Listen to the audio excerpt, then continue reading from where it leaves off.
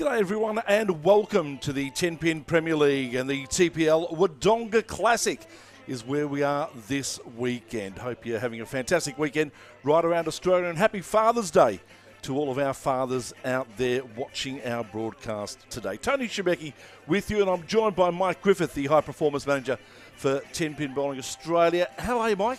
Not bad, thanks, Tony. Yeah, great to be here, mate, and great sitting next to you and broadcasting this fantastic event that's about to come up. What an exciting moment for Tenpin bowling here in Australia with the Tenpin Premier League. This is just giving our elite bowlers an amazing opportunity to show their wares against the best here in the country. That is correct, Tony. The Tenpin Premier League is a brand new concept that's, as you said, is designed to showcase the very best of Tenpin bowling across Australia, all in one place at one time. And as we say that, we did have up to 32 of the world, the Australia's best athletes arrive here for this first event, which we've whittled down through the different rounds, and we're finally at the Super 8 stage. And the pins look nice and clean, the lanes look oiled, and it's going to be a great couple of hours of bowling for you. You said 32 bowlers, that was whittled down to 16. Those 16 competed this morning in the semi-finals, and now we're left with the Super 8s. Yes, we had started off with 32 yesterday who competed in the preliminary, the beginning rounds, the qualifying rounds. Today we started off with 16 of our best athletes divided into two pools, and they were whittled down to the final 4 in each squad, making the Super 8. So we had some good performances, and we've certainly got some names, very good names that have made it through. We've got a nice selection across the field going into our Super 8. We've got a selection of some of our junior athletes, our youth athletes, our best adult athletes, and even some more mature athletes moving through, which is fantastic to see. And we've got two of the biggest names in Tenpin bowling here in Australia competing in this tournament, Beck Whiting and Sam Cooley. Fantastic to see them here. Sam Cooley, a professional athlete bowling in America most of the time, and he actually just flew back into Australia nice and fresh Saturday morning, and has made his way straight down to this event, showing you how prime this event is going to be. Then Beck Whiting, our #1 female bowler, who is the current World Cup champion, and very dominant in the female side of bowling too. So we've got the best two athletes that we can possibly have at the moment in this event, and followed by a selection of the best from around Australia of the other divisions as well. So let's go through our Super 8 athletes and name them for you. Grace Fay, Alicia Melton, Beck Whiting, Emily Hart, Sam Cooley, Jared Langford, Callum Bork and Blaine Fletcher. A good mix of, as you said, experienced bowlers and some great up-and-coming young bowlers. Yes, I mean, just going through some of those names, Grace Fay is our #1 youth bowler, and she has been really dominant in the scene. So she's only a youth athlete, which youth being under 21 or 21 and under, and she's at her final year of youth, and she'll be moving into the adult scene as of next year. Alicia Melton is from Caboolture area, and she's been very dominant up there in Queensland for quite a long time, and so it's definitely a force to be reckoned with up in from Queensland. Beck Whiting, obviously our #1 athlete, and she is always there. Basically, we would expect her to be up there in the list and progressing very well. Beck is a very talented athlete, and as we said, the reigning World Cup champ. Then we move to Emily Hart, who is our current #1 junior female, and she's only a nice tender age of 16 years, and I think she might still be 15 turning 16, and so she's a very young athlete but very dominant in the junior and youth scene there as well. So great to see all those 4 women make it through to the final of the Super 8. We'll talk more about our guys shortly, but our first final coming up. And if you're familiar with the AFL or the NRL final system, I think it's called the Macintosh final system, that's what we're pretty much running here with our Tenpin Premier League finals coming up. So it'll be 5v8 and then 6v7. Of course, they're elimination finals. Our qualifying finals are 1v4 and 2v3. Then we go into the semi-finals, preliminary finals, and into the main final, which will be coming up a little bit later on this afternoon. Our first match is 5v8. And gee whiz, I tell you what, it's surprising to see Beck Whiting in position number 5 of our group of 8 bowlers, one of the best in the world, coming up against one of our best youngsters in Emily Hart. Yes, definitely there. And it's one of the elimination matches. So one of those 2 bowlers, unfortunately, will not be making it through at the end of that match. So in one way, it's a bit of a shame, but it's going to be a highlight to see. Our number 1 adult female bowler going up against our number 1 junior female bowler in match number 1. It certainly will be, of course, Tenpin Premier League, Australia's new elite 10-pin bowling competition. That's what we're watching here. It's the first event of the Premier League for 2022. Is there, in regards to our competition this weekend, is there any Australian competitions coming up? Are these guys vying for positions anyway? We certainly do.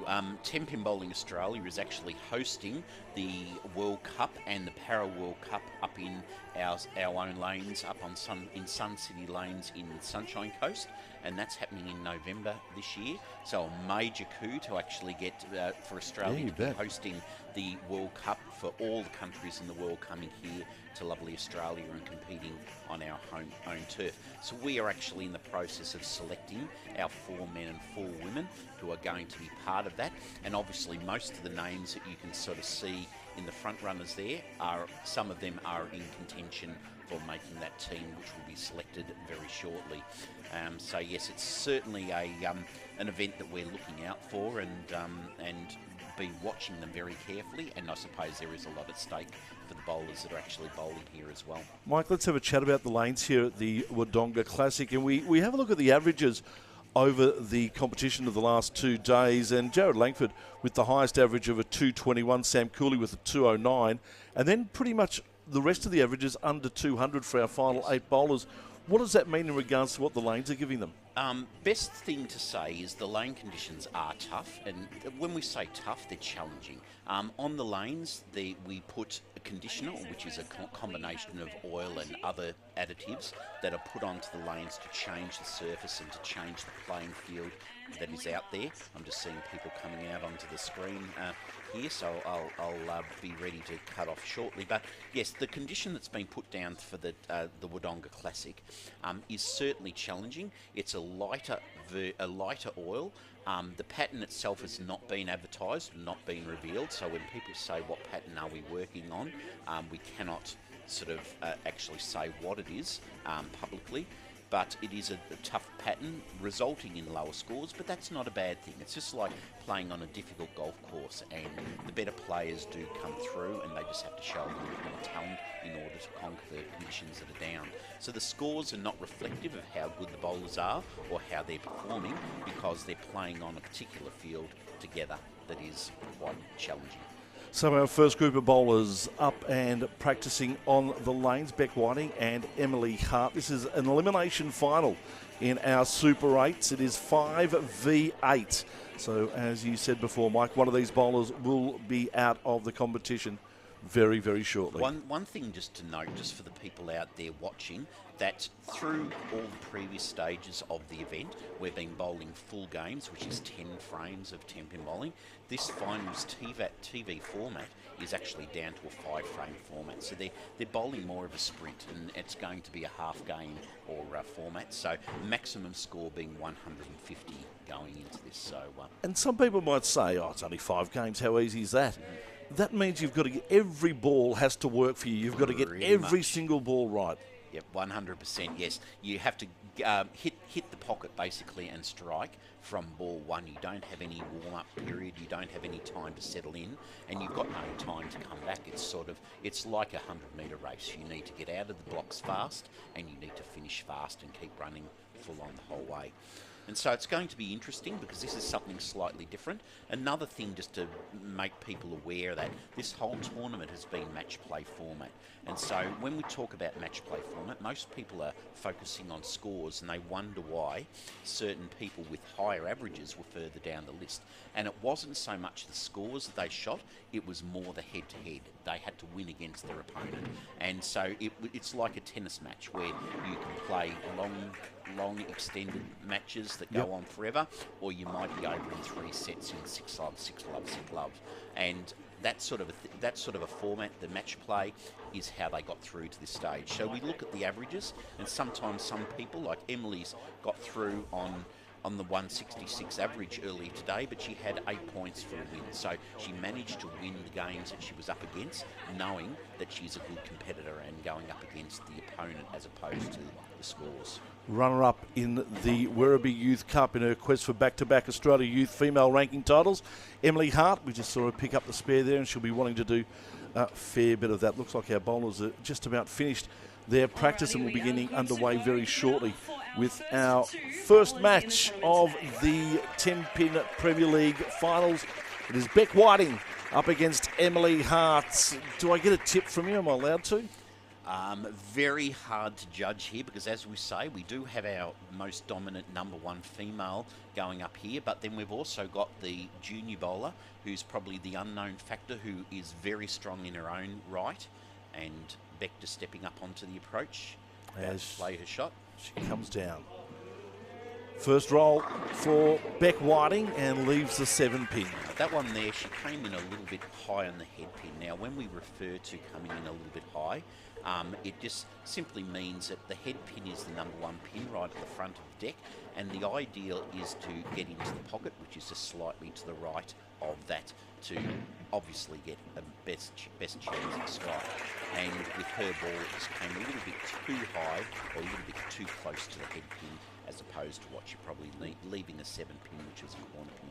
First spare of our Super 8s goes to Beck Whiting on that left lane.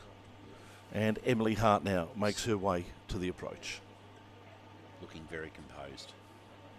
First roll for her in the Super 8 tournament.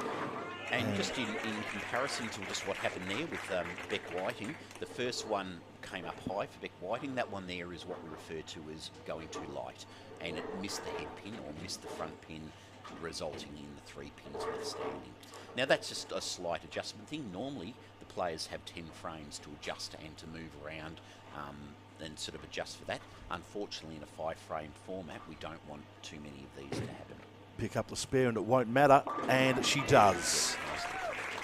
So well done to both our bowlers in their first frame, spares to each of them. Talk to us about the nerves that Emily Hart will be having right here coming up against a lady so seasoned as Beck Whiting. I think you picked up on the same vision that I did just then, and the nervous look on her face. And different players do handle nerves in different ways, and Emily seems to be a very composed person. She would know Beck's ability and Beck's track record, but she would also know her own game and have confidence in her own ability to come forward and bowl her shots. That one was very similar to Beck's first ball, a little bit high in the head pin, leaving the same pin, the 7 pin, which is far left pin on the deck. And for those of you who are watching us who aren't really familiar with 10-pin bowling, having the spare in that first frame, she then picks up the next pins on her next ball as her score for frame number 1. So Beck now goes to, Emily now goes to 19. So that means that she's 19 in the first frame. Yes, that is correct. And picks up the 7 pin. Now, sparing is one of the elements. On a tougher condition like this, sparing takes a whole new element. And yes, we do all like getting strikes and knocking down all the pins with the first ball. But when we don't do that, it's very, very important to be picking up the remaining pins with the second ball, making it a spare. Beck Whiting. Oh, Fantastic. That's a beautiful ball, first strike. That was solid into the pocket, carry 10. You saw no pin wanted to stay standing in that one. So see, for the untrained eye, that actually looked like it was the same as her first ball in the first frame. It looked like it was a little bit high. Yeah, it was just, it did actually look a little bit high. Could be the camera angles. I'm not quite sure there as to what we're doing there, but obviously that one was, nicely between the 1 and the 3 pin, making it a pocket hit, and it carried the pins. First strike of our Super 8 and the second.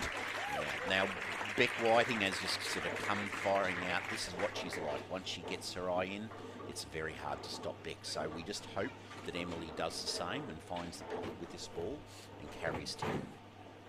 Fantastic to see the camaraderie between these two at the moment. Beck giving high fives to Emily. Emily giving them back. And will she get another high five for this one? No. And we saw that one there almost crossed over. It was right on the head pin, almost going over, so it was a very high hit. So she was lucky to just leave the pins as she did. And so the idea here is to spare these up and to do the best she can. We also see her using different balls, Mike, going for the spare as opposed to her first ball.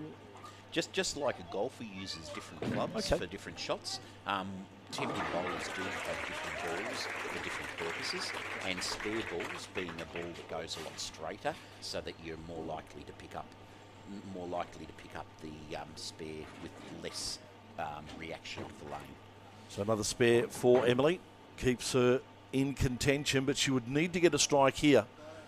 Of course, with Beck with two consecutive. Yeah, normally in a 10-frame game, we would say she had a little bit of leeway to find her way in. Unfortunately, she is behind in this game, and this one here did exactly that, went very high. Now, when we talk about going high or through that front pin too much, this is what we risk leaving, called a split.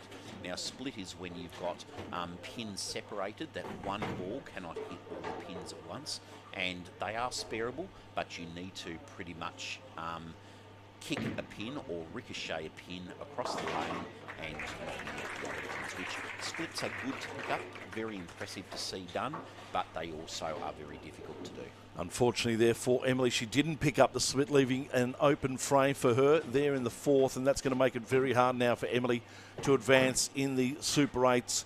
Beck Whiting with 2 strikes to her name. Can she make it 3 in a row? No. A little bit high on that one there, but still a decent shot. And you can just see the Beck's composure there. She just knows what she's doing. She's going out and doing a job, and you can just see it in the composure. Certainly can. She's been in these situations many a time. Yeah, and you can see there, that's how you do it. That's how you pick up the pin left, and another spare for Beck Whiting. So all closed frames for her, and that's the way you want to do it in this shortened format of the game. Well and truly. So she knows she's made it through by this stage, and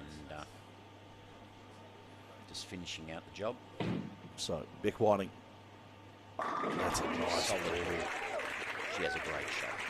Great work. 3 strikes now against Emily Hart for Beck Whiting as she goes on her way in this elimination final. It is 5v8, and this girl can hold her head up high. Don't worry about that. She's put in some fantastic bowling so far over the weekend. To have got where she is now, and in this game on this screen, means she's defeated some fantastic bowlers on her way. But to be here, she can be very, very proud to be in the final 8 of the first Tenpin Bowling Classic. Another 9 pins to the score for Beck Whiting. She'll finish off with a spare, one would think, and that is just about a beautiful 5-frame game for Beck Whiting as she comes in on the approach. Final ball in this match for Beck Whiting, and it is the spare and victory. Fantastic win, and just Emily will finish off her final frame. Unfortunately, she cannot win from this stage, but she will certainly try to put all balls perfectly into the pocket and carry 10. Emily Hart, couple of years off turning 18. She's 15 going 16 and just bowling beautifully at the moment for a girl that age.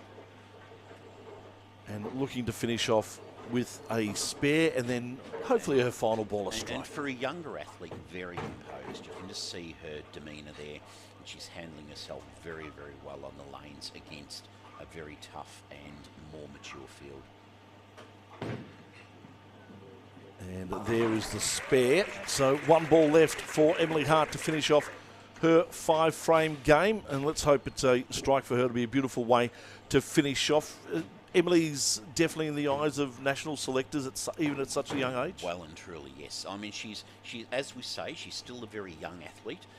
In the past, we've had a lot of some junior world teams and so forth going away. Just recently, the IBF has made that into a junior and youth combined. So I suppose she's up against athletes who are all the way up to 21 years old now, both locally and internationally. internationally, which she certainly doesn't shy from the challenge, and so she's certainly a forefront and for selection for many events coming up. Our first elimination final done and dusted. It's Beck Whiting defeating Emily Hart, and Beck Whiting now going through to the semi-finals. Her journey in the TPL Wodonga Classic continues. Unfortunately, though, for Emily Hart, she can pack up the bag and start making her way back home to South Australia. Yes, and well done to Emily and well done to Beck on making her way through. And that's the first match of the Tenpin Premier League. We'll take a break and be back with more Tenpin Premier League action in just a tick.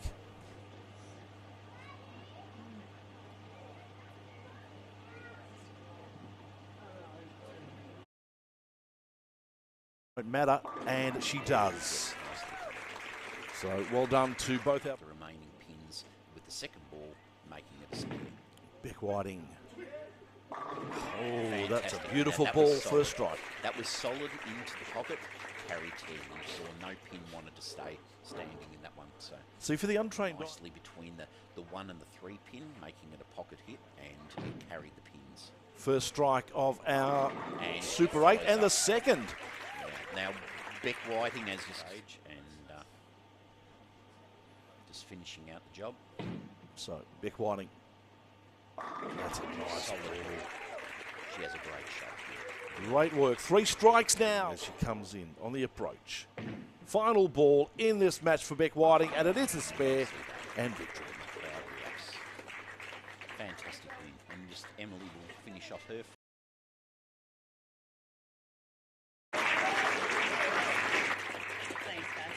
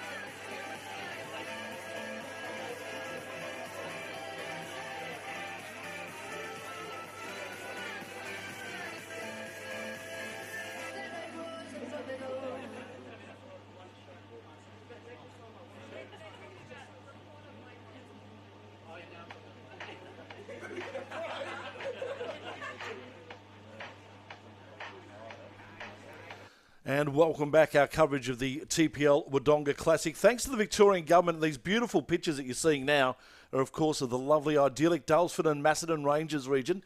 It's home to Australia's largest concentration of natural mineral springs, world-class day spas, and the wellbeing centres there as well. Award-winning restaurants serving local food and wine, and just a beautiful place to explore. It's an ideal place for indulgence, relaxation, and rejuvenation. Take your taste buds on a wander around the Daylesford and Macedon Ranges as we take our taste buds into some more juicy bowling here. It's our elimination finals continuing in our Super 8 category, and our 2 bowlers this time are just guys that we're really looking forward to watching. Callum Bork and Blaine Fletcher. Yeah. Yes. Yeah, so Blaine Fletcher and Callum Bork, another couple of our younger bowlers. They are both adults, but they're in the younger adult range. And, so good to see them both coming up against each other. If you were asking me a favourite out of these two, I don't think I could say between the two. I think they're both very talented athletes. Callum Bork was part of our World Games team that went across to Alabama with Sam Cooley earlier this year. And bowled very well over there. Unfortunately, he came up against a very talented international athlete and didn't progress any further over there. But he's certainly got the talent here on the lanes to be one of our best performers. Blaine Fletcher has a history of being in the sport and had a little bit of a break for a few years, is coming back strong and hard, and is certainly a very talented athlete as well. They've both performed very well to make it into the final four of their pool, and now coming up against each other in one of our Super 8 final matches. I tell you what I love about Blaine Fletcher, and that's the fact that as a 15-year-old, he built a Lego model of a 10-pin bowling centre, and now he's an engineer by trade. Yes, he's a very talented kid, not just a bowler either, so yeah, fantastic. The different styles as well. We see Blaine Fletcher, is he a two-handed bowler? He is a two-handed bowler, and this is something that's becoming more common and more popular around the world in Tenpin bowling. Jason Belmonte being our number one athlete, who is the original two-hander, I suppose we would call it. Now with that, it's very deceptive. If we have a look at him setting up there, a two-handed style is not actually a rugby throw, as many people think it is, using two hands to spin the ball. It's actually a one-handed release, but it's no thumb is being used in the ball, so the other hand is being used to support the ball through the swing and the approach, so it doesn't fall off the hand, which it then gets removed and allows the bowler to rotate the ball very, very hard, giving it extra revs. Callum Bork, of course, has been on the PBA tour and represented Australia, as you said, Mike, at the World Games. Yes. It's a really awkward-looking style that Fletcher does have. It's like he's having a rugby throw. It looks like they're using two hands to rotate or spin the ball, as many people say, going down the lanes. The two-handed style enables a bowler to get a lot more revolutions or rotation or skid on the ball, a spin on the ball, I suppose, is what we call it, causing the ball to hook or creating a lot more hook and carry with the pins. That's created because there is no thumb. You see Callum putting the thumb in the ball, and I'll pass. So Callum Bork on the approach. First roll of this match, and up it goes. Just falls short of a strike, leaving a couple of pins for the spare. And with that one there, talking about coming up, he crossed the head or went to the left-hand side of the head pin on that particular shot, which is what we call a Brooklyn shot. And although it is also a pocket, it's not probably the preferred pocket for most bowlers to be hitting. 6-10 pins set for the spare for Callum Bork. First frame for him, and he cleans it up with a spare. Nice way to start. So as we say, most of these bowlers at this level should have very comprehensive spare games and should not miss most easy spares. Blaine Fletcher, next bowler up. Of course, this is another elimination final. So Beck Whiting going through from the first elimination final. This is our second elimination final. The winner will go through to the semis. And the loser, unfortunately, out of the tournament, the TPL Wodonga Classic. Blaine Fletcher on approach. Holds it down. Also leaves two pins for his spare. It's a different two. And hit a similar part of the pin deck that you could see that he crossed over the head. He wasn't as far into the pin as what Callum was, but certainly not where they both wanted the ball to be. So Fletcher now looking to pick up the spare in his first frame, and just gets the one pin. And that's what you don't want to see, especially in a 5-frame game, leaving an open frame. The open frame gets no benefit from the following ball, and so he'll be behind the 8 ball right from the beginning. So that's a tough start for Blaine Fletcher. An open frame in the first frame of what is a 5-frame match. Second frame for him is a strike and a great ball. Nicely in the pocket. Fantastic. Great Very good. recovery for him. Very much so. And that's the whole thing. That just goes to show the level of athlete that we have here. That, yes, they can shoot a frame like he just did there with an open, and then they come back firing strong and hard, knowing that they've got to give it everything they can from this point on. Well, it's all about the advantages here. And at the moment, Callum Bork has a slight advantage, having the spare in that first frame. Can he get a strike to back it up? No. Still struggling to find that perfect pocket ball. Second shot, not quite there. You can see that he's made some adjustment. He's brought it closer to the right-hand side of the head pin, closer to the pocket, but not quite there. And the adjustment seemed to be a fairly big adjustment because he's left the 2 pins on the other side. Correct. As Two opposed pins, to the totally, right. totally different. Yeah. And the pins you leave on the deck are reflective of where the ball enters the pocket and where the ball enters the pins. Spare picked up for Callum Bork. So back-to-back spares in the first 2 frames for Callum Bork is a nice way to start this elimination final against Blaine Fletcher in the TPL Wodonga Classic. And although Callum has closed both frames with spares, he knows that Blaine Fletcher has a strike, which if he was to then connect with another strike or another 2 strikes, the bonus or the pinfall could catch him up. So Callum Bork now. Third frame for him. Oh, that is a difficult spare. So he left the 2 right pins in the first frame, left the 2 left pins, and he's decided in the third frame, I'll leave all 4. Yes, and that was not an ideal result in any way, and that is what we call the big 4, and probably one of the most, with that and the 7-10 split, are the 2 most difficult spares. The first thing you want to do here is get the 2 pins, and he's done that. Unfortunately, couldn't add to that. So there is the open frame. There is the open frame, which now he has 2 closed frames with spares and an open, whereas Blaine has 1 open, a strike, and it depends on what Blaine does with this ball as to whether he catches up and whether he makes up the difference based on the open frame from Callum. A spare as a minimum for Blaine Fletcher needed here to get him right back into the game. He's on the back of a strike and he gets 9 pins down, leaves the 10. That was a very solid ball, and that could have very easily carried 10 and made it into a double strike. Which, that was in every yes, pocket in his pants, if you're talking about pockets. just that about. was right there. Yeah.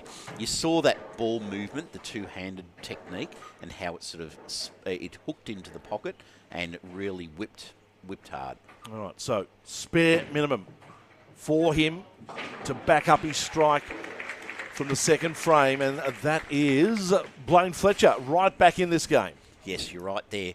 They're into the 3 frames covered for each, but Callum's going off an open, and Blaine has a closed frame, so he's got bonus pinfall coming onto his score after this shot. So this is nice and tight. Blaine Fletcher on the left lane. Beautiful ball, but it just rolled away in the end. You could just see that ball when you got it out there. It started to hook or move left a bit too early. He didn't get it wide enough where he needed it to be in order to come back into the pocket like that previous shot. And so here he's left, well, probably a more difficult spare than what people realise, because it's a combination. It's not just 3 pins in a row or 2 pins in a row. It's got that sleeper or that back pin that he needs to go through the pins. So it needs to go shallow on that top pin. Didn't, went too high, and as a result just took the head pin. May have just opened up a chance for Callum just to stamp his dominance here in the 4th frame.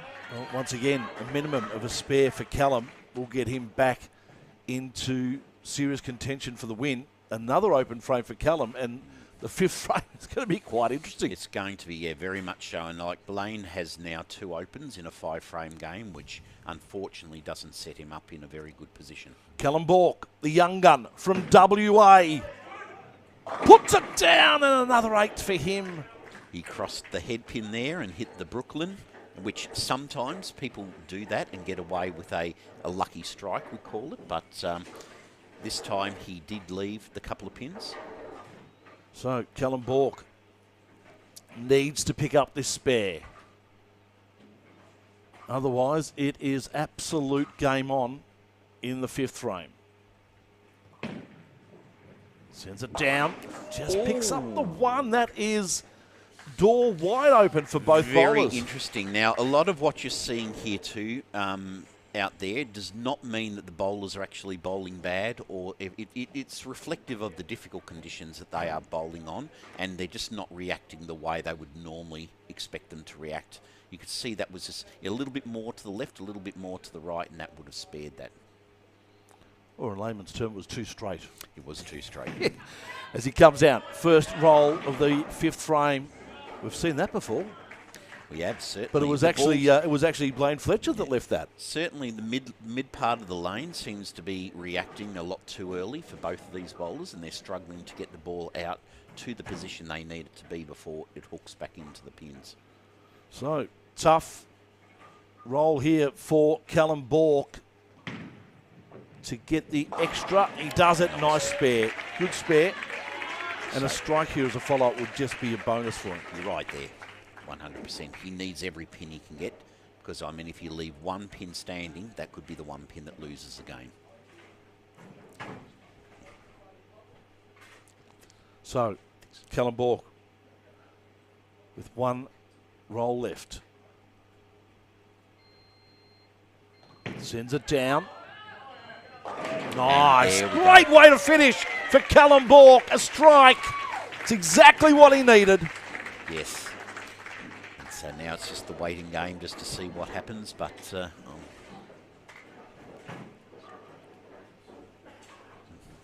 So, it is our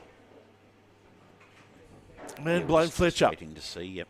3 strikes will give him the win. Yep. Here we go, Blaine. First roll. Once again, didn't get it wide enough. Leaves 3 pins, the 3, the 6 and the 10. Yeah. Interesting, these 3, 6, 10 that have been left quite a few times in this match, and even the 6, 10 on the right-hand side, seem simple enough, but when you've got lanes that are playing difficult like this, they can be a little bit more difficult. Needs to pick up the spare if he's to stay in. He does.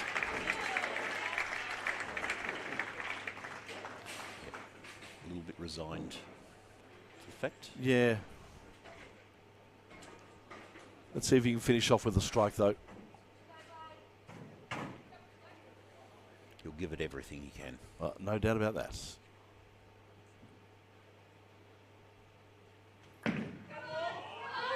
There's the roll. And a 9-pin finish for Blaine Fletcher.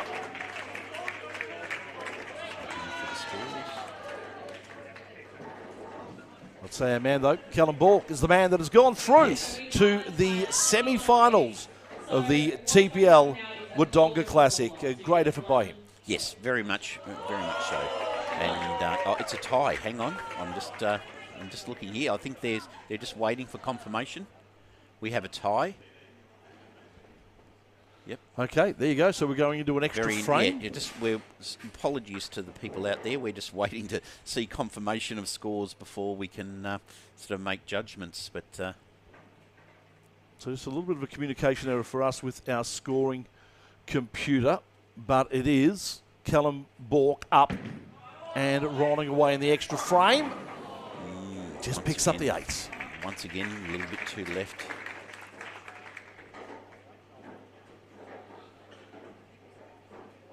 So we're just getting confirmation. So Callum, it was just a one.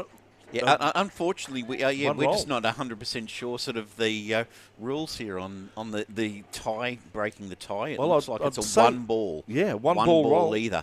And that's what Callum was just double checking. He bowled the one ball, not one frame. And so now here comes Blaine. Blaine Fletcher, a 9 or a strike to take the win. Here it comes. Beautiful ball. Gets the 9. That'll do. Yes. That will do for Blaine Fletcher. He goes through to the next round. Disappointing for Callum Bork. But a great finish and a good comeback for Blaine Fletcher to take the win. And we almost see a little bit of a smile on Blaine's face there, which is amazing. No, fantastic, Blaine. Good effort and 1-pin win. Just talk us through this final roll. The nerves would have been right there, knowing what he had to do is an advantage, knowing that you need to get 9 or 10. Yes and no. I mean, some people would take this and run with it. I think in Blaine's case, that's what he did, knowing that he only had to beat 8, which getting a 9 or a strike to most of these bowlers is quite achievable. If it had been a strike and he had to strike to match it, it would have been a little bit different. So, no, but Blaine sort of stepped up there knowing that if he put in a decent shot, he should have at least carried 9, and which he did. And he did exactly that to take the win. So he is through to the semi-finals. We'll take a break. Back with more from the TPL Wodonga Classic in just a tick.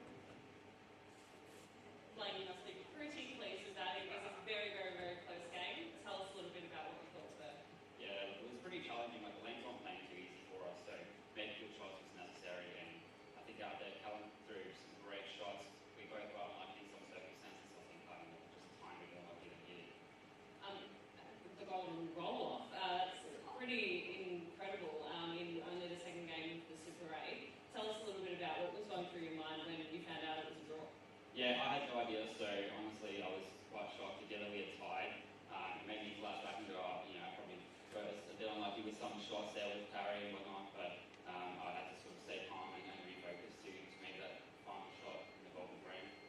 And obviously that two-handed roll, the rolling sort of technique And how it sort of it hooked into the pocket and really whipped hard. All right, so spare minimum for him to back up his strike from the second frame, and that is Blaine Fletcher right back in this game. Yes. Sends it down, just picks up the one. That is door wide open for both Very bowlers. interesting. Now, a lot of what you're seeing here too, out. Sends it down. Nice. there we Great way to finish for Callum Bork. A strike.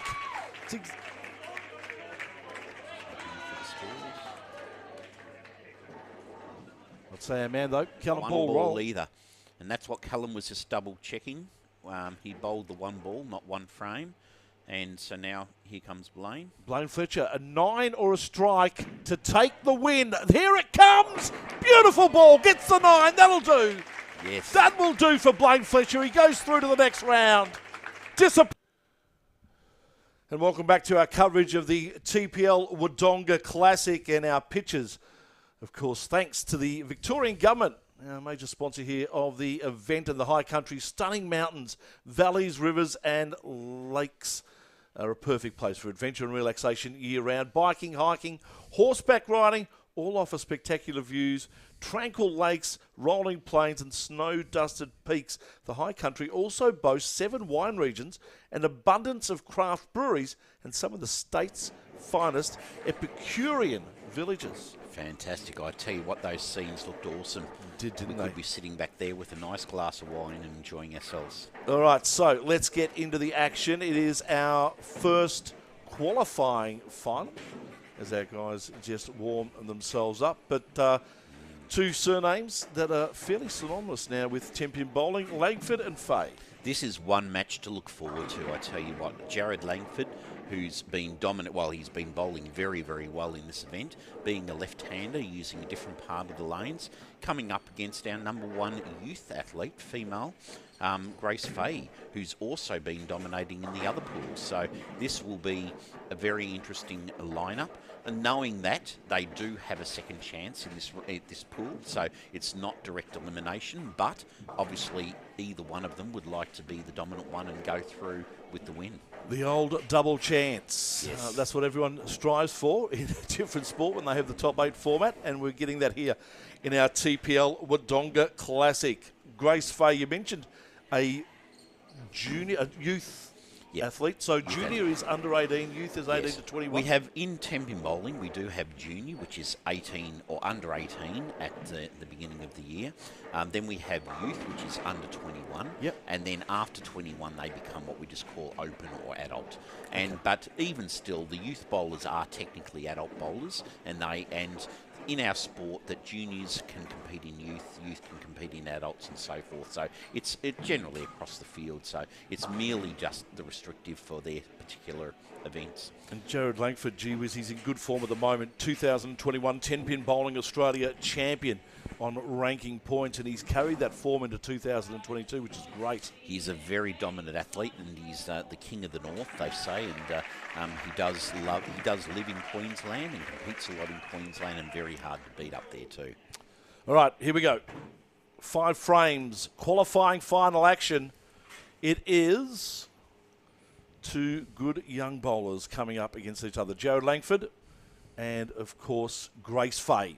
On the approach, Langford, first ball.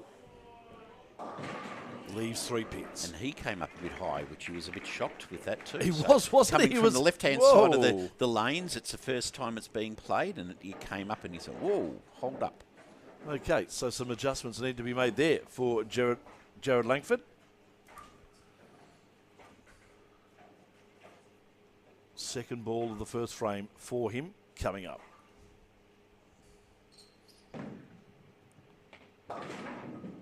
And Got a shot! Boy, oh boy, oh boy. I was waiting to see whether that 7-pin would fall, and it just got the touch right at the last well second. and truly did. You can get some lucky falls, and we looked in the previous match how it was chopping that same sort of combination on the right-hand side. Look This at time that. here, that was so lucky for Jared. Picks up the spare first frame. Nice starts. And cool, calm, collected. Grace as she's stepping up. Grace Fay, her first ball. Leaves 2 pins. That was a little bit dangerous. It came through very high, and you saw that pin on the left-hand side want to stand up, so that was potentially nearly a split, but that luckily fell down and gives her a nice, easy 8 spare in order to, or a spare that she can make. Yep, the old 6, 7, 10 is never an easy one to pick up. Never at all. Possible, but never easy. She doesn't need to worry about it, though. She just needs to get the 6, 10 here, and she leaves the 10 and an open frame for Grace Fay in the first frame. Now, once again, as we say, when this happens, the bowlers have to regroup very quickly and think, well, we forget about the previous shot, and we actually go up there, and she has to get every pin that she can get from this point on.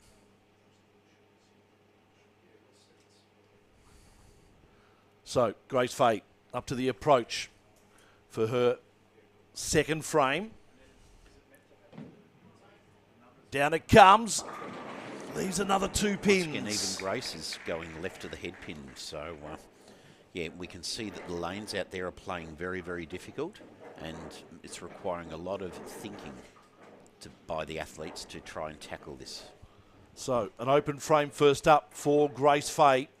She'll want to make sure she closes this one to stay in contention. Rolls it down and gets it nice. Good work. Nice baby split, we call that, yes. And that was, the pins were separated, but it's an easy enough spare to make. So, well done to Grace. Jared Langford steps up to the approach for the right-hand lane. He's coming off a 7 spare in the first frame. Certainly is. So, Jared Langford, second frame for him.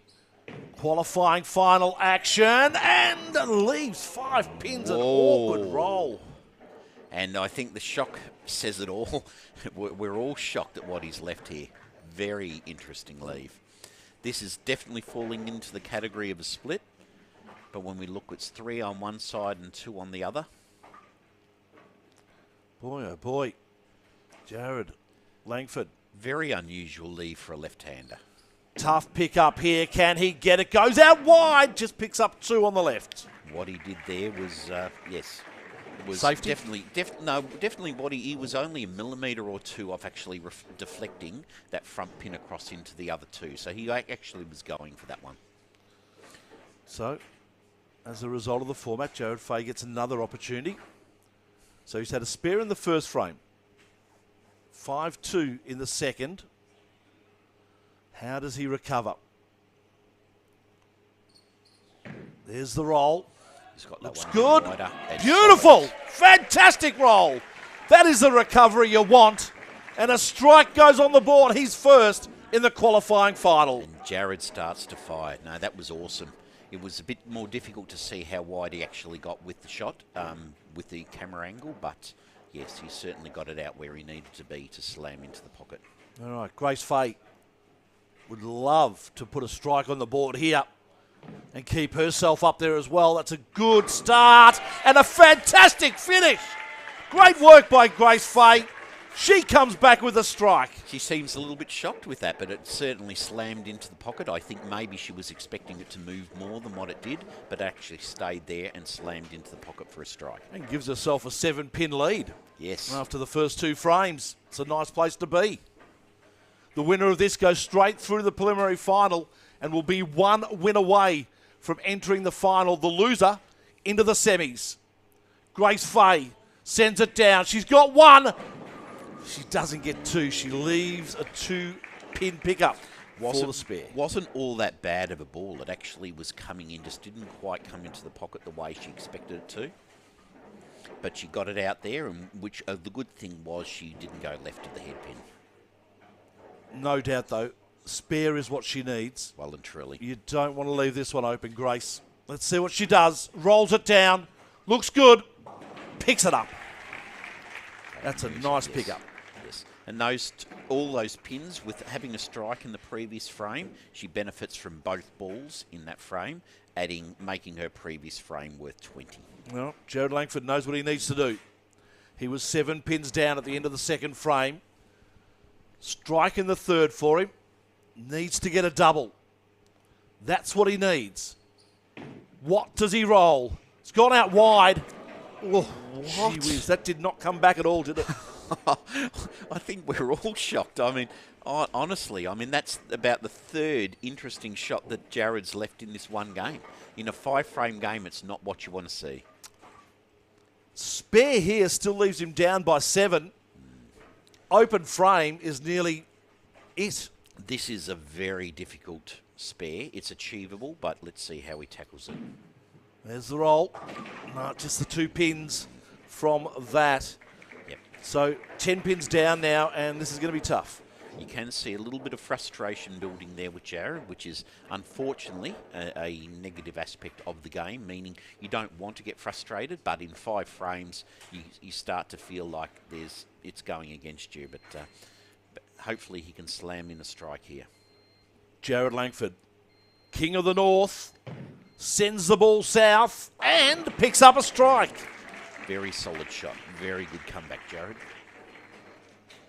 Not out of it yet. He's got another 2 more balls. Having a strike in that final frame means he's got a bonus 2 more shots. He can get 2 more strikes out of this. 5-frame match in our finals.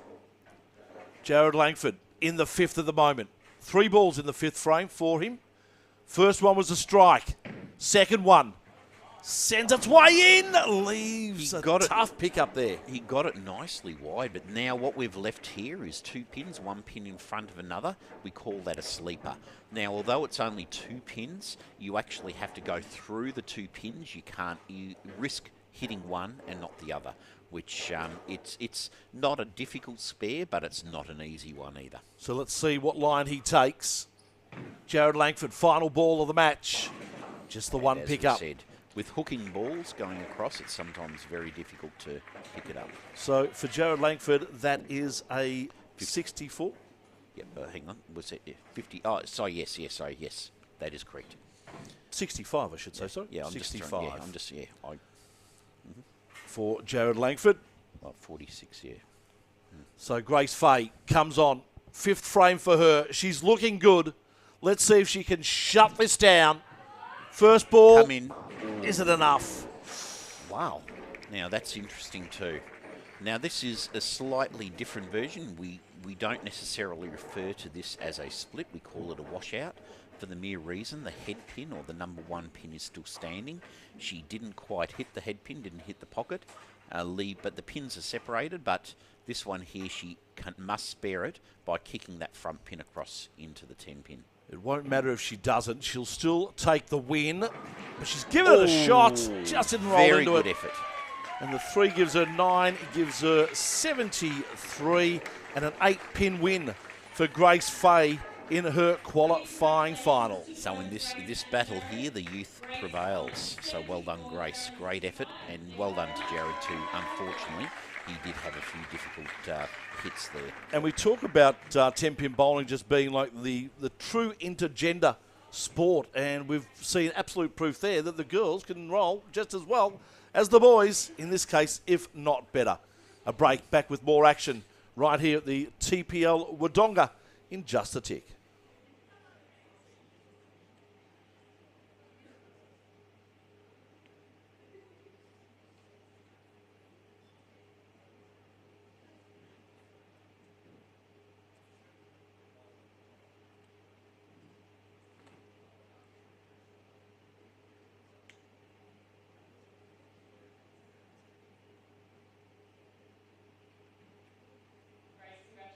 You must be pretty happy with that performance. I'm pretty happy. I'm not very good at math, so I didn't actually realise I won because didn't execute that great, but I was just fortunate enough to get away with the win. So. And through to the preliminary final now. So I guess, what are your thoughts? I know you've just come off a game, but what are your thoughts going into the next one? Hopefully I can throw it a bit better because I had really good form in the qualifying, so hopefully I can refine that. And what do you need to do to, I guess, overcome that little challenge, I guess, going into that next final? Definitely lose the nerves, and then we should go from there and it should be all right. Well, good luck. Thank you very much.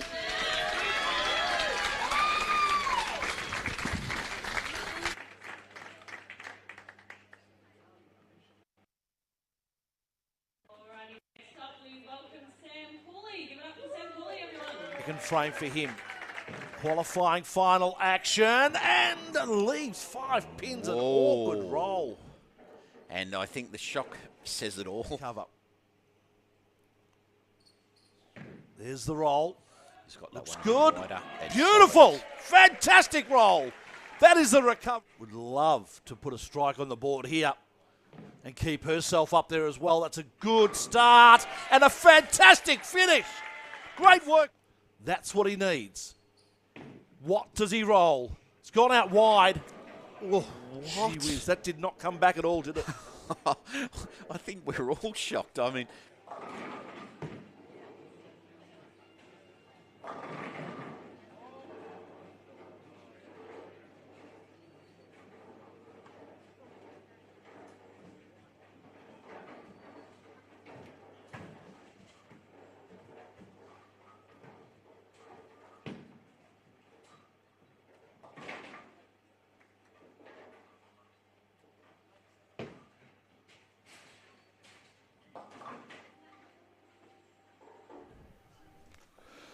Welcome back, TPL Wodonga Classic here, and of course it's Mike Griffith with Tony Shebeki bringing you the action. It's been great action so far, and fantastic action also on the Murray River.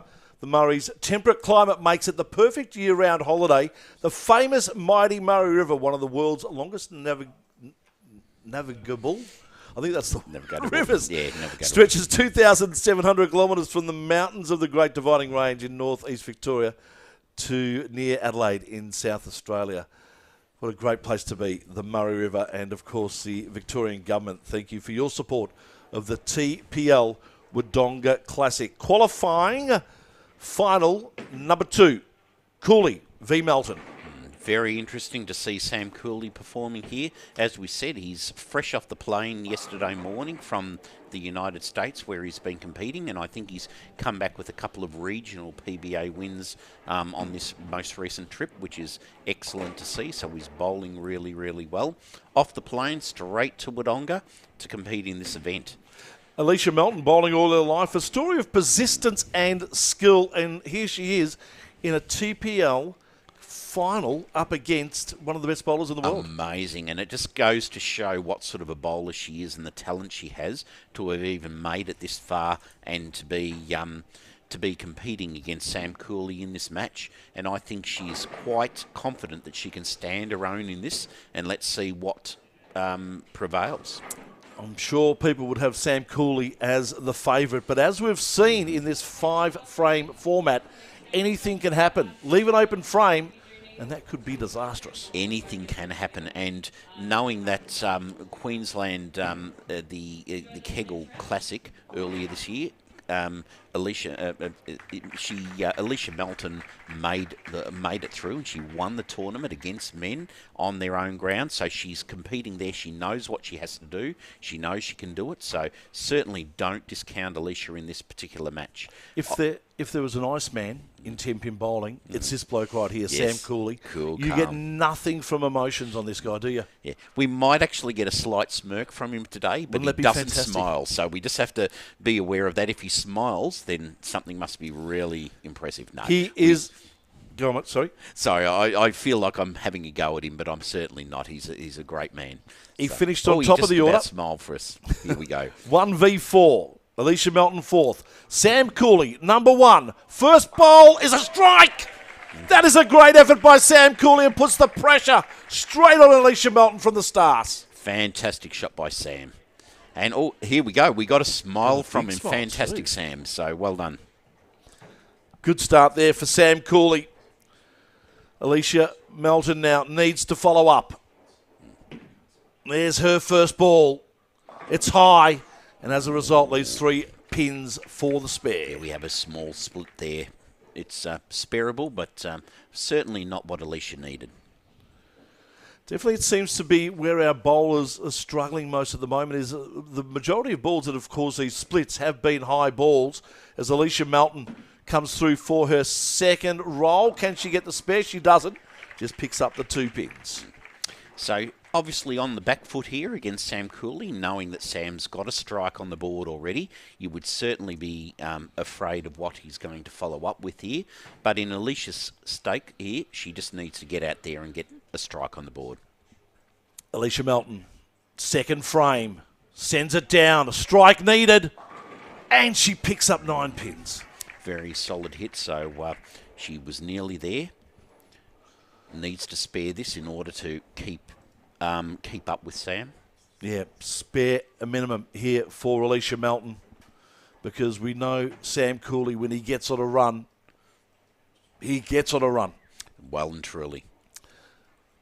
There's Alicia's second ball, second frame, picks up the spare, keeps herself in the game. And Sam certainly knows what to do on the difficult lanes. Like he's bowled on some very difficult conditions over there in America, so he'd probably have a lot of strategies. He'd know what to do in these particular circumstances. If you've never seen a 300 game rolled, folks, get onto YouTube, go to the PBA final and watch Sam Cooley roll 300 live on air. Just an amazing match it was for him. 1 strike from 1 frame. Can he make it 2 from 2? No. That one didn't quite get where he needed to be. It was a slight bit high, leaving a baby split again, but we saw that spared by Grace in one of the previous matches, so it's quite spareable. So, Sam Cooley, 2 pins to pick up the spare. And just knowing that Sam is the gold medalist from the World Games earlier this year, he went across and was a gold medalist for Australia in the World Games against many leading countries, and was fantastic performance over there. Bringing back gold for Australia. Easy spare. No drama. Yeah. No drama. No emotion by Sam on that one. That's all business Yes. for Sam Cooley here, and a strike and a spare has him well in front in this match so far against Alicia Melton. Yep. The PBA Tour winner. Moving into the third frame of a 5-frame match.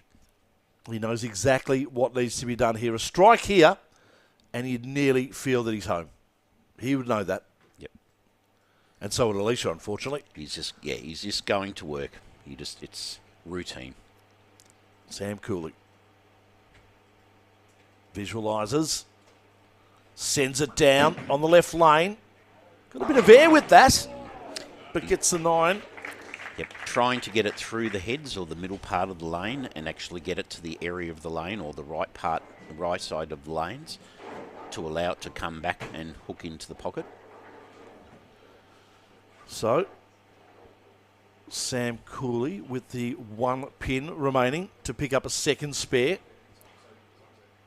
Strike, spare, and this is the closing of the third frame for him, and he closes it perfectly. And sparing would be a very big part of Sam's game because over on the PBA Tour, you can't get away with missing spares or else you just won't be there. Well, you've got to score consistently over 200 every match, truly. don't you? And if you're not picking up spares, you're not scoring 200. Correct, 100%. And you can't leave simple pins because it's giving the opponent the wins. Yeah. Averages of 180 don't win TPA Tour events. Alicia Melton. Third frame for her, off the back of a spare, goes high again, and as a result leaves the 610. Yeah, Alicia is certainly struggling with the lanes on this particular pair, knowing that they were probably on different lanes when they were going through the qualifying and the semi-final stages. Bowling on a television pair is certainly different. So, there's the roll from Alicia Melton. Can she get the spare? She does. Nice work. She's certainly, remaining focused, remaining calm. She's probably in turmoil inside, but certainly doing every shot the way she should be doing it. Well, Tenpin bowling's a lot about skill. It's also a lot about mental preparation and what you put back on your opponent. And a strike here would put the pressure back on Sam Cooley. Unfortunately, though, it's just an 8. Yeah, I know that she would not be satisfied with where the ball's hitting at the moment, and she's probably a little bit at a loss as to how to get it into the pocket. For Alicia Melton, though, she gets the double chance. This is 1v4 qualifying final. Well and truly. So Sam Cooley looks like he will go through to the preliminary final. Just a bit of a misstep there for Alicia Melton. Yep. She'll take 2. To pick up a spare in the 4th frame. She does it well. Yeah, good sparing there by Alicia. As Sam steps up for his 4th frame. Yep, and an opportunity to just really shut it out here. Open frame for Sam? Well, you just never know. But a spare or a strike, and Sam Cooley pretty much finds himself through to the 3rd round of the preliminary finals of the TPL Wodonga Classic. The first Tenpin Premier League event here in Australia. Another 2 to come in 2022. Sam Cooley, one of the faces of bowling, puts it in there and picks up the 9. Very decent shot, that. You're not going to get the 10, you want the 9, don't you? Exactly, well and truly. But you could see the rotation that he had on the ball there, and he maybe didn't quite get it out wide enough, just very slightly, but it was a decent shot. He got to the right-hand side and entered the pocket. So to pick up the spare for Sam Cooley, as we said, this is his bread and butter stuff. You wouldn't expect he would leave a pin, but funny things have happened in Tenpin bowling. There's the roll, and he's missed it. Whoa. I mozzed him. I didn't mean to, Sam. I'm so sorry. I did not mean to mozz him, but this is a great opportunity for Alicia Melton. Probably Sam's more disappointed in himself in this one, and that bowlers of this calibre, they certainly do not like to miss their spares, and occasionally it does happen, and it does make them feel very disappointed. Wow, I didn't know I had that sort of effect. Tony, you've got it. You've got to watch. Got to watch what you say there, Tony. Sam, when you're watching the replay, I just honestly did not. You mean might it. get a dirty glare from Sam. Well, he's going to come back, and he'll come back hard because we know that. Will he come back with 3 strikes in this final 5th frame, or at least a spare and a strike? There's the first one. There is the first strike in the 5th frame. That was for you, Tony. I tell you what, that was for you. That is the comeback ball right there.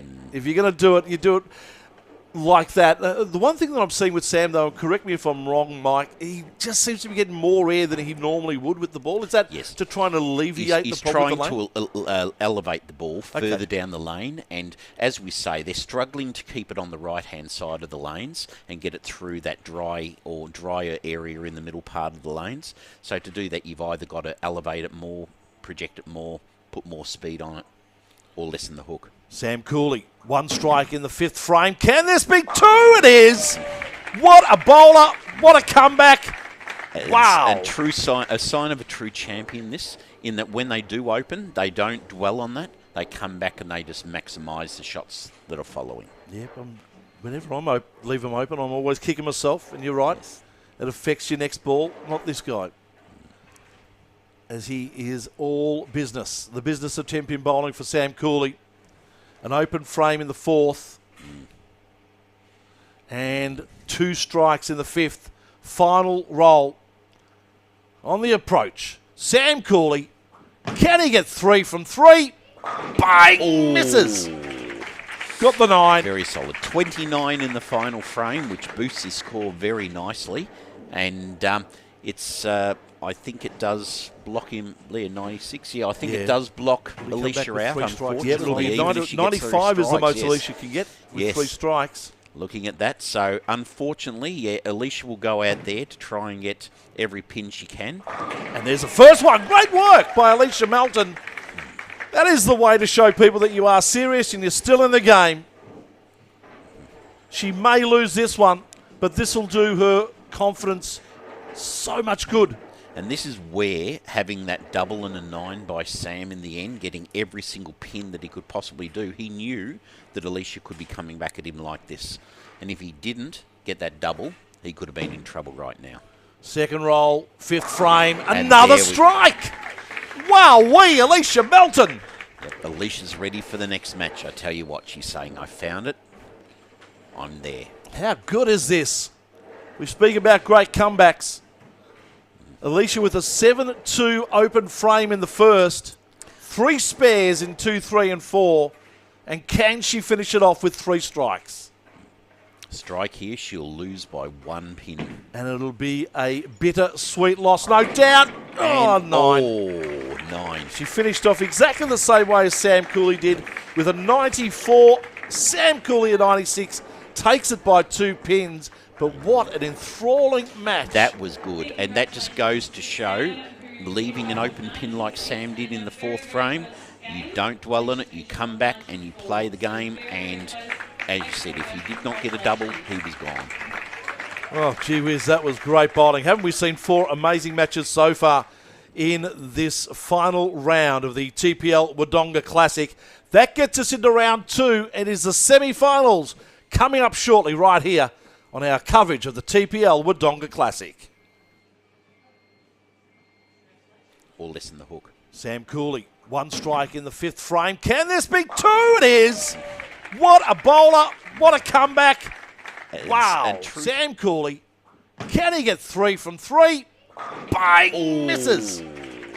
Got the 9. Very solid. 29 in the final frame, which boosts his score.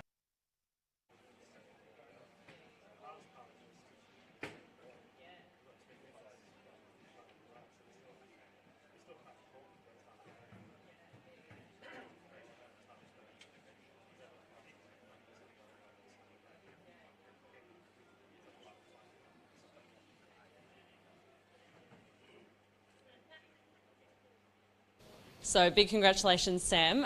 You must be pretty happy with that performance. I guess towards the latter half of that game, you really pulled through. Yeah, given that we only have a couple of minutes of warm-up when we've been sitting around for a while, you've got to find something and commit to it pretty much straight away. And I found something on the left lane that looked pretty good, and being the highest seed, I got to finish on that lane, so I knew my reaction was going to be okay there. The right lane was very sceptical. I tried 1 ball, it didn't look great, so I made sure to get in front of the ball return to make sure my ball got down the lane. And it ended up working out pretty well considering. Even with a 5-frame game, I was trying to add up the scores in my head. I still had no idea if I was ahead or not, so it made it very difficult. Yeah, of course, and it was a very close game. Alicia's a really tough competitor. I mean, going up against her, what did you think and what was going through your mind? In a regular game, it's so hard to tell, and with a 5-frame game, it makes it even harder. You can't give any room or mistakes in such a short format, and Alicia's proven that she's won multiple times across the country, and you can't take any match lightly in this sort of field. Well, congratulations again. Thank you very much.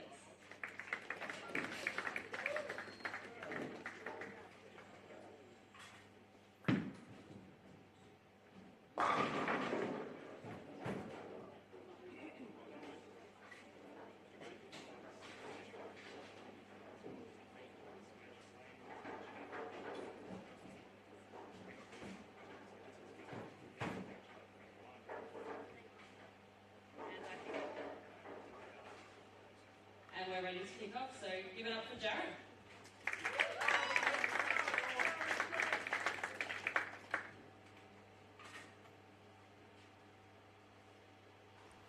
Welcome back. Coverage of the TPL Wodonga Classic. And our match on deck at the moment is Jared Langford and Blaney Fletcher. Yeah, Blaine Fletcher, yes, definitely. And he's slammed in a strike to open up the match. Looks like Jared's there, meaning business. So a good start there for Blaney Fletcher. Kicks it off with a strike. Of course, a winner in round one. Jared Langford. And Blaine Fletcher won by the one pin and the roll off. Oh, that might have got a strike, did it? Oh, No. the camera just went off. That 8 pin was just rocking forward, wasn't it? Certainly was. I thought we had a strike there, a reverse strike, but unfortunately one pin's left standing, which is going to be going for a spare right now. So, Jared Langford looking for the spare, and there it is. Good start for him as well. Fantastic, yes. 9 spare to start off to match up with Jared's strike. They're neck and neck at this stage. It all depends on what they do with their next ball. So we are in semi-final stages here. Round 2 of the TPL Classic, the TPL Wodonga Classic. The loser of this match out, the winner through to the preliminary final. There's the roll. And leaves 9. Leaves 1, I should say, takes 9. Very solid shot there. He could have very easily carried a strike there, but it's still a good count of a 9 to follow on from the spare in the first frame, giving him 19 in the first frame. How frustrating is it when you know you've bowled a near-perfect ball and you leave it? All I can say is very frustrating. It's certainly you can't do anything about it. Oh, Gee whiz, leaves the open frame there, Jared Langford, and the door wide open now for Blaney Fletcher. that would be interesting to see whether that inspires him like it did it did Sam in the previous when he missed the spare. So Blaney Fletcher, strike, first frame for him. Can he back it up with a double? Sends it down. Looks good. And it is good. Fantastic roll there from Jared Langford. Jared Langford, yes. He certainly, it looks like he's come and meaning business in this second match.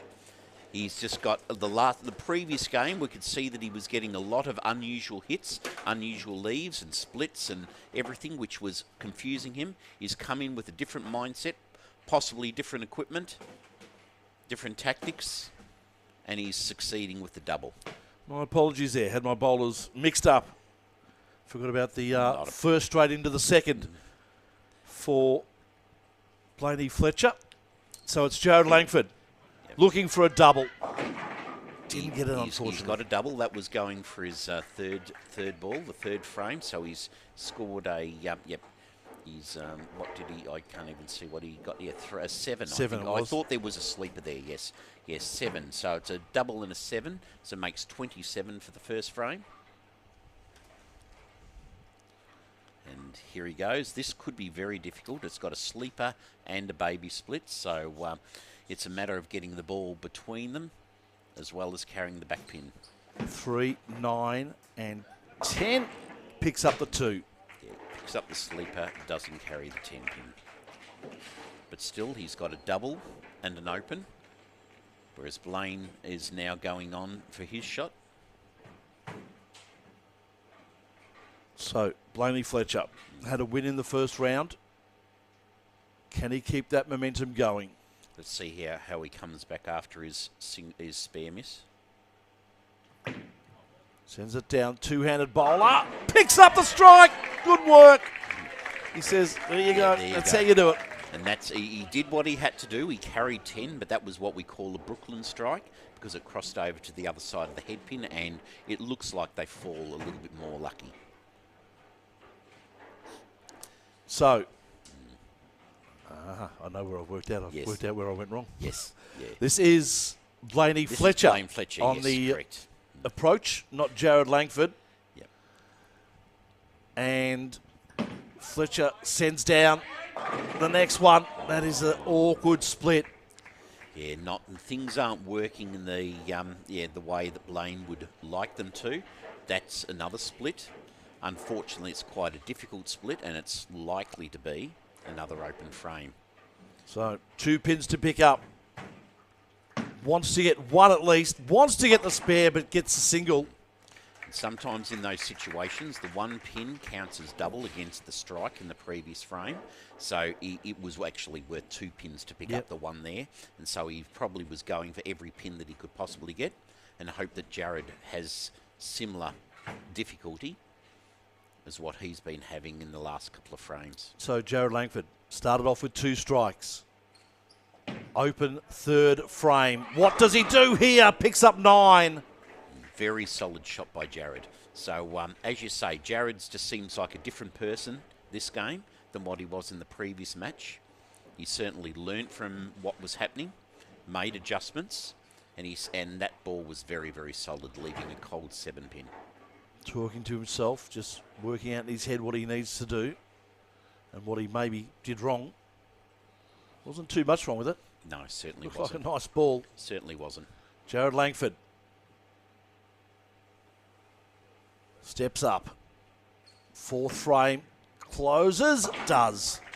Yeah, Good work. Easily covers a spare. One thing I just note that a lot of our viewers would be noticing, they seem to be picking up and twisting the ball around an awful lot. It's interchangeable thumbs. So they actually have one thumb that is suited to their thumb hole, and they're just taking it out of one ball and putting it into another. And so it's transferring across, so the feel is the same. The release off the thumb is exactly the same. Obviously, 2-handers like Blaine would not be dealing with that because they don't bowl with a thumb. But in Jared's case, he's interchanging his thumb between the balls. So, Jared Langford. 5th frame for him. What can he do right here? Well, he's another awkward spare pickup. Yes, we wonder if this is going to help Blaine in any way. We'll see what happens. This is another. We have a sleeper plus a split. Makes it very, very difficult. So trying to carry a sleeper but also ricochet the pin across the deck. Jared Langford sends it in. Ooh, gave it everything. Nearly did. Gave it everything, but leaves the open frame at the end. And Blaine Fletcher. So Jared Langford finishing with the 81. Blaine So Fletcher. Blaine could punch out here, 3 strikes. And finish with with an 86. Correct. So it's in the ballpark, and this is what that extra pin that he had. So it has to be 3 strikes, does it? Strike He and has to spare get won't his be enough. first 2. Has to get the first 2 Yep. strikes, yes. So what can he do? Blaine Fletcher comes in. Needs a strike. Doesn't get it. Bad luck. Unfortunately, the most he can do now is 76, which falls short of the 81 that Jared has got. Let's see if he picks up the spare and finishes. That would be his aim right here now. Sends it down. Gets a spare and will have 1 roll left. A strike will take him to 76. It won't be enough though. And Jared Langford through to the preliminary finals. Exactly, and it looks like, this is the end to Blaine, unfortunately, but he's done very well to make it this far, and he's certainly bowled well in his display. Blaine Fletcher sends the 2-handed roll down and finishes off with a great strike. Beautiful ball. The crowd were egging him on a bit there, I think, and they were calling for it, and he delivered. So well done. Certainly. Well done, Blaine Fletcher. Congratulations to Jared Langford. He goes through to the preliminary finals. 76 to 81, a 5-pin win by Jared. All comes down to that one thing. These 5-frame games, you just can't afford to make a mistake. 100% right, Tony, there. And they need to get every pin they possibly can. They can't be dwelling on what's happened in the past. They don't have those few frames grace, which we sometimes do. So congratulations. Our next bowlers are stepping up on deck.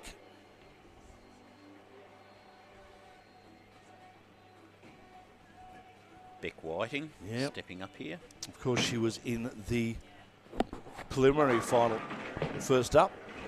Sorry, I should say the elimination final first up.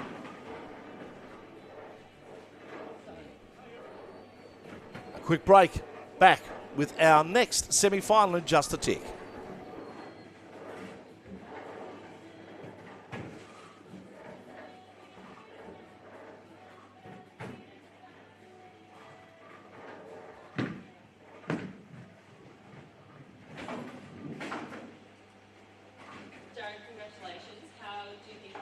last game? It was better than my first game, but still not up to my standard. But got away with it, so got to try be better for the next game. And it will be a big match coming up against Sam. I guess what's your expectation going into that game? Don't bowl bad or Sam will beat me. It's very simple. Bowled with Sam forever. I know what he is. I know what he's like. If I'm not on my top of my game, he's going to beat me. Simple as that. Well, best of luck, I guess, going into that game. Is there any thought process that gets you over that hurdle of it's Sam Cooley? Having bowled with Sam, it sounds odd, but it's just Sam to me. It's not Sam Cooley, the PBA pro. It's just Sam. Just got to beat Sam.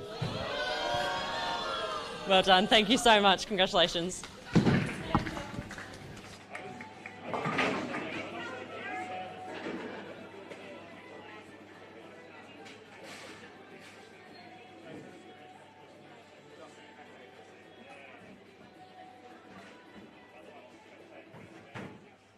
All right, we are ready for our next semi-final between Beck Whiting and Alicia Melton.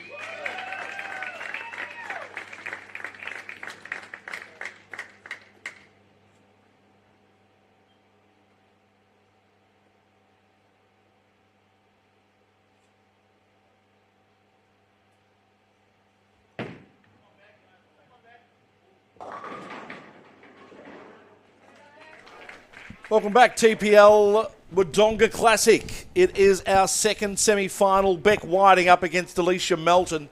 And a first roll there for Beck Whiting gives her an 8. Yep. So she's come out here ready to fire, and an 8 she'll be going out to make. It's a baby split. She will need to make this. There is the gap. And she doesn't. Leaves the opening. 8-1, first frame for Beck Whiting. But this to Beck will also mean she won't be worried. She'll be knowing that she just has to go forward and get every single pin moving forward, even though she has the open. Alicia Melton, fantastic effort up against Sam Cooley. Went down by 2 pins. First roll for her is high on that head pin, and she leaves 3. Yep, the end of the last game with Alicia, she certainly found the pocket and got the 2 strikes and the 9, so she had the vibe then. She's got to find that rhythm, find that vibe, and continue on. Spare needed here for Alicia Melton to give her an early advantage. And there it is. Nice pickup. Good start against a bowler like Beck Whiting. Having the heads up after the first frame against someone such as Beck Whiting is a very good position to be. But just wait and see. From frame 1 into frame 2 for Alicia Melton. Sends it down. Nice looking ball. And she just gets 9 for her troubles. Certainly a decent ball she put down there.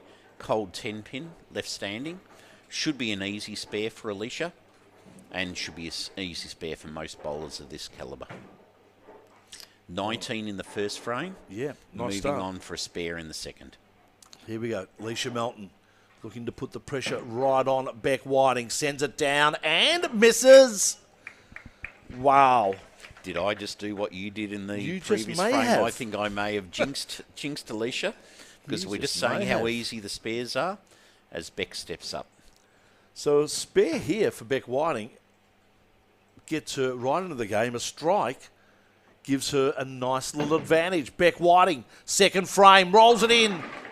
It's low. 6 pins. Very interesting. That ball did not do what Beck would have wanted. You can see the confusion. And this is what we're saying, being a difficult condition. It's not the athletes out there that are struggling. They are struggling, but it's not the athletes bowling bad. They're actually being confused by what they see out there and the ball doing different things. So that it Beck shouldn't Whiting do. needing to pick up 4. Can she get them? That is nice. That is good bowling from Beck Whiting. Picks up the spare. Nice solid spare, considering it was a bunch or a bucket of pins.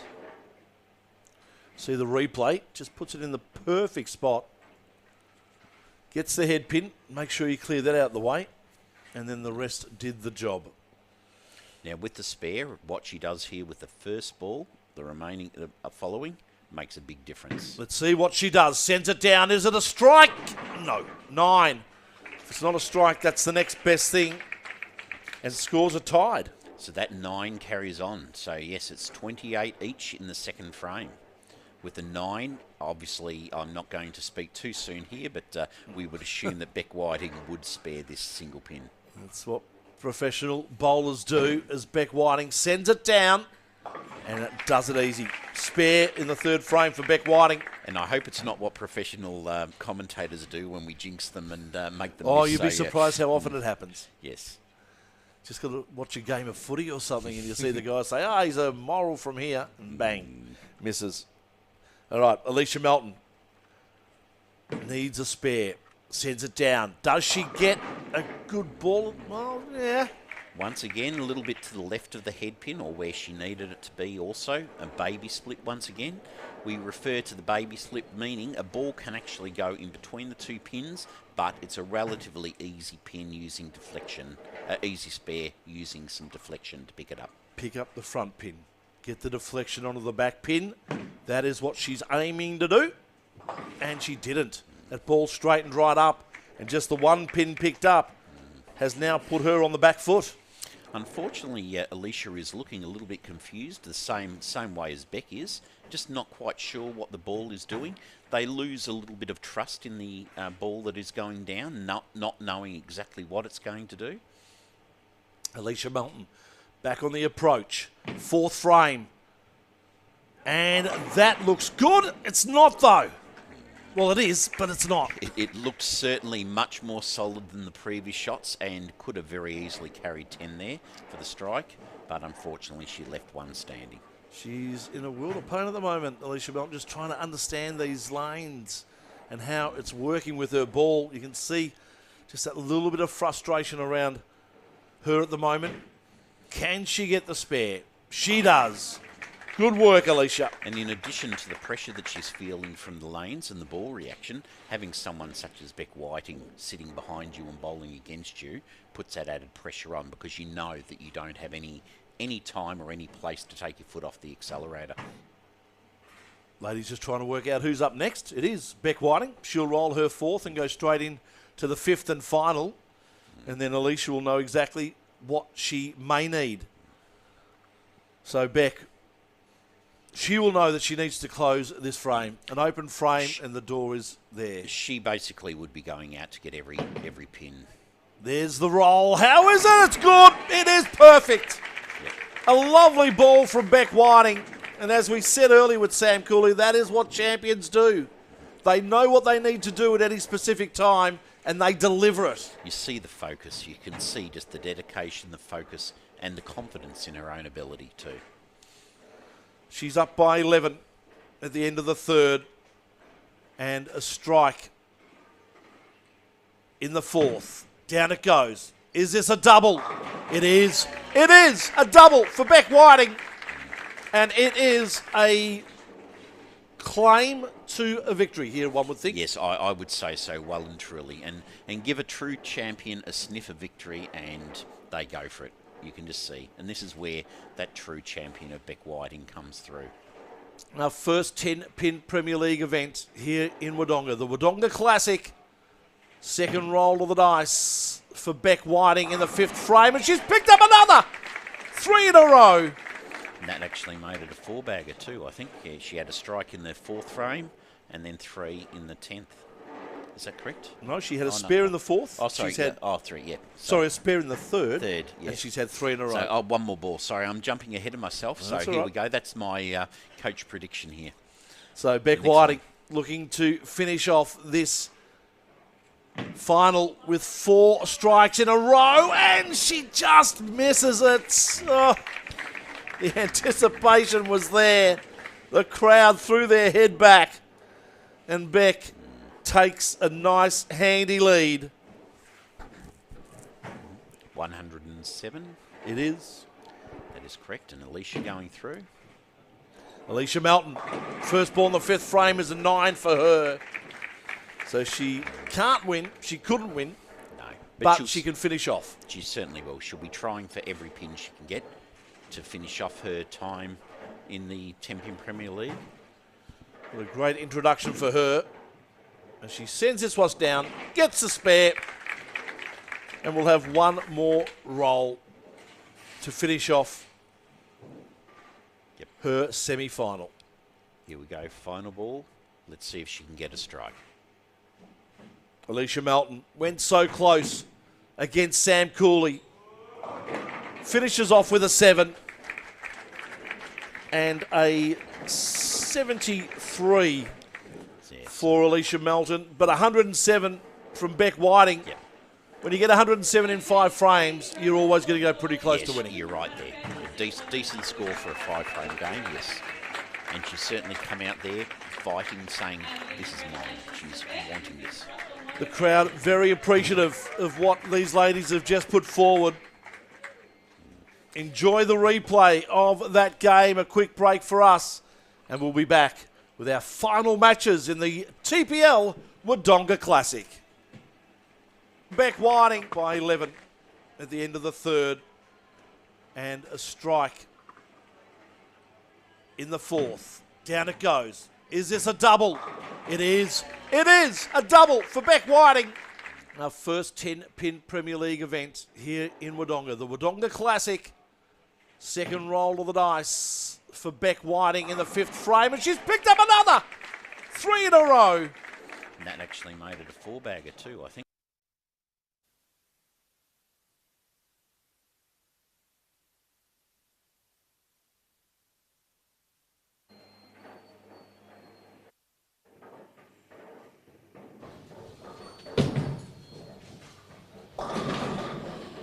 And we have Alicia. Congratulations on a fantastic tournament. To make it this far, well done. What are your thoughts? It was really, really tough, to say the least. I did not think I was going to make it this far. So for me, that's a big achievement for myself. And going up against Beck, she's a world-class bowler. What were your thoughts going into that last game? Beck and I have had many tournaments where we've played one another. Sometimes I've come out on top. Beck's come out more times than I have, but I always enjoy playing Beck. She's a great competitor, and hopefully she does well for the rest of the tournament. Fantastic. Thank you very much.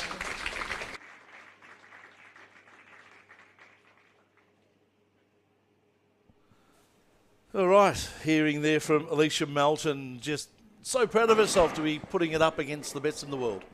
Yeah, definitely. And leading into this match, which you can see who's on the boards at the moment, it's going to be a match and a half. Knowing that one of these two bowlers is not going to make it through. And the winner will be going through to the final of the first TPL. Sam Cooley, Jared Langford, just finishing off their warm-ups. And then our final. Both of the... Oh, sorry. You're right. Yeah, both of these bowlers do have great talent, and neither should be underestimated, and both could be certainly firing on the lanes here. We could see a match and a half. Beck Whiting and Grace Fay will be our second qualifying final. So what we do know is that we will have one male, one female going through to the final. It's worked out well. It's worked out perfect, yes. And I mean, knowing that with this 5-frame format, a perfect game is normally 300 in Tenpin bowling. A perfect game in this format is actually 150. So I wouldn't even be surprised if we start to see getting closer to that 150 mark moving forward in this these rounds. So first qualifying final, Sam Cooley is up first. He's going to roll on the left-hand lane. How does he start? Plenty of air on that one, and leaves himself with a tough pickup. 4 pins for the spare. Bit of disappointment there. He's sort of frustration, disappointment. But he'll certainly tackle this. He's not happy. But then again, whether we know the difference between happy and not happy with Sam, that's a difference. Sorry, just a little bit of an in-joke there. But no, certainly he'll be tackling this, and he will not be giving up. So don't underestimate Sam's ability to come from here. No, well, he did have an open frame in his last final and still finished off with a strike 9. So he knows what he needs to do. He's a champion in the world of bowling, Sam Cooley. Well, I'd say the first one might have just been a practice. It looked like it was his first ball. Yes. So he picks up a 9 to start Possibly. off. So, yeah, I think we were, misled.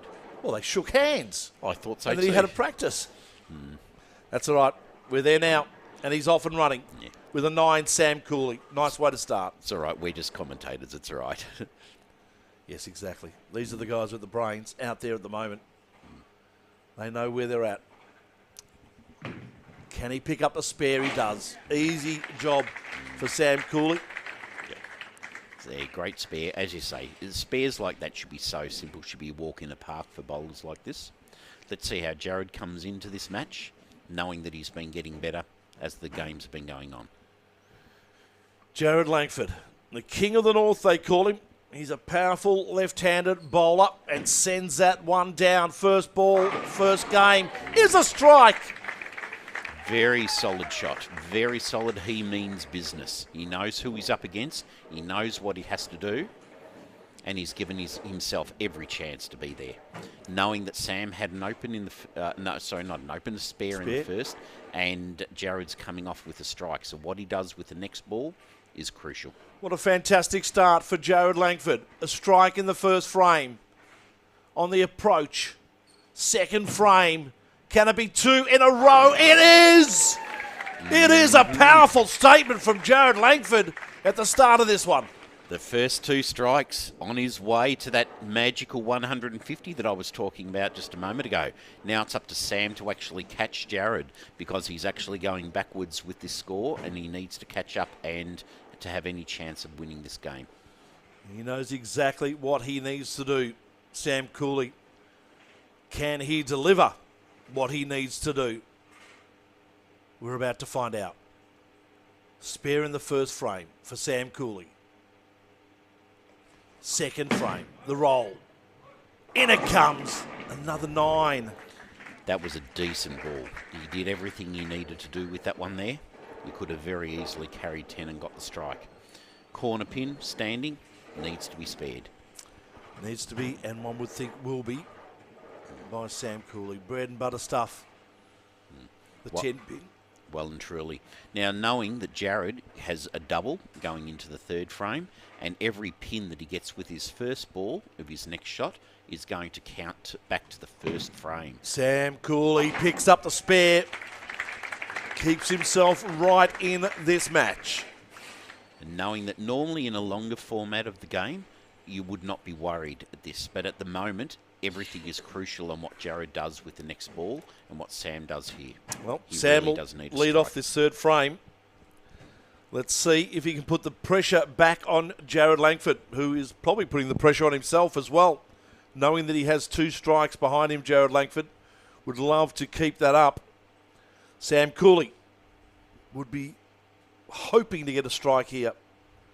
Well, no, these guys don't hope. They know what they want to do. They set out. They do everything they need to do in order to get the strike. They don't hope. They don't pray. Sam Cooley sends it down. Is it a strike? It is not. It's another 9. 3 balls where he's left a corner pin there.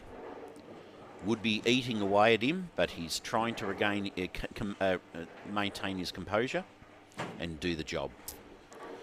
What he's doing, though, is he's keeping himself alive.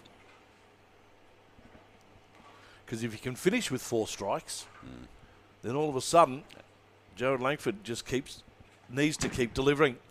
Does he pick it up? He does. Well, another 9 spare. Knowing the volatility of the lanes at the moment, anything could happen. So you just wonder, Jared could slam it for a strike, or he could come home with something that's not a bit less desirable. Preliminary final action here from the TPL Wodonga Classic. We head up to the Sunshine Coast in October. But first, we need to finish this. Jared Langford, how can he finish it? 9. Pick up. Similar in the reverse, being a left-hander, that was very similar to Sam's shots, where it slams the pocket and leaves a corner pin. Great to see the different in action between a left-hander and a right-hander at the top of their game. And as we said, Jared definitely a very powerful left-handed bowler. 2021 10-pin Bowling Australia champion on ranking points. Has a 9. Can he pick up the spare to keep the closed record going in this match? He does. Yeah, nice spare by Jared. 2 strikes and a spare. Yep, that's a nice way to go as opposed to Sam Cooley's 3 spares. So Jared Langford leads by 11 at the bottom of the second frame. Both have spares in the third. This first ball, so important. This is where you don't want to throw a 6. You're right there. A 9 or a strike is the preferable result. And there it goes. Gets the 9. Okay, could be interesting what Sam can do here following up. I assume that Jared will get this spare. Be 2 9 spares after 2 strikes. But Sam could come screaming home with 4 strikes. Yep, so a spare here for Jared Langford. But if Sam was to get a strike, that would take to 58. Still 10 pins behind, but with the strike in play in that 4th frame, if he can finish off as we know he can, this game is far from over. Jared Langford looking for the spare, sends it down and picks it up. It's exactly what he needed. Well and truly. Now it's time for Sam to step up and play the game and see what he can achieve. One would think he's just thought in his mind, all right, Jared, you've made me need to perform here. Yep. I need the strike. He knows that. Well and truly. He knows what he has to do, Yep. and he'll go out there and do it. As to whether the result reflects will depend. We've seen him get 12 in a row. Can he get 4 in a row here, Sam Cooley, and give himself every opportunity? First roll in the 4th frame, and there it is. There's 1. There is 1. Fantastic. First strike is there. He did what he needed to do. That's Sam Cooley at his best. And the great thing for Sam now, he goes straight into the 5th frame. So he continues the momentum. He doesn't have to sit down and think about it. He's rolled 1. Now he knows he needs to roll 3. Yes, well and truly. Down by And 10 at here the he bottom of goes. the 3rd. So he's going into the 10th frame here, and he needs to continue on with the strikes. We know Sam can do it. The man is a champion by no other name. He is a fantastic bowler. And folks, you are about to see why. The concentration, the focus, the delivery, and an 8 is all he could bring up. Not exactly what he was after there. He'll be sparing this one up, but he did need to make that into a double. He really needed to make that into a double. Well, he now is relying on Jared to leave an open Correct. 5th frame. And the way Jared's been bowling with 2 strikes and 2 spares, that's unlikely. Certainly is unlikely for Jared to be doing. So, Sam Cooley has an 8, gets the spare, and let's see what he can give us as a final ball in this preliminary final. I'm not saying the final ball of the tournament. Yes. I'm just saying of this. Yeah. But, as you say, he is still behind the 8 ball and he needs to do something, or something needs to happen for him to be able to get the win. Strike here gives him 98s. And a spare as a minimum for Jared Langford will give him the victory. So, we know where we're at. Let's see how it finishes. Sam Cooley came all the way back from the States, arrived yesterday, landed in Sydney, drove straight down to Wodonga, a 4-hour drive to be a part of this TPL Wodonga Classic. He doesn't want it to end. We don't want to see him go, and he's given himself every chance of staying in it. He gets the strike. Well and truly, yes. Sam did what he needed to do. He's got the spare and the strike in the 10th. Now it falls down to Jared and what Jared does. Now, knowing the champion that Jared is, he will step up and do everything to make it difficult for Sam. So don't expect him to lay down here. This is where we cue John Farnham's pressure down. Because it is right up at the moment. Jared Langford, what can you do, son? Oh, nearly an 8. Turned out to a 9. Whoa. That was tight. If he had have split there, it could have changed the whole vibe of things. Might have been that commentator's curse that we were talking about there, Tony. But Certainly, no, he's got an easy enough spare, but he still needs to make it. Well, if he doesn't make it, he'll finish on 96 and lose by 2 pins. So it is all down to this roll for Jared Langford. A spare, he's through to the final. Leaves it open, and Sam Cooley takes that first position. There's the roll. It looks good. It is.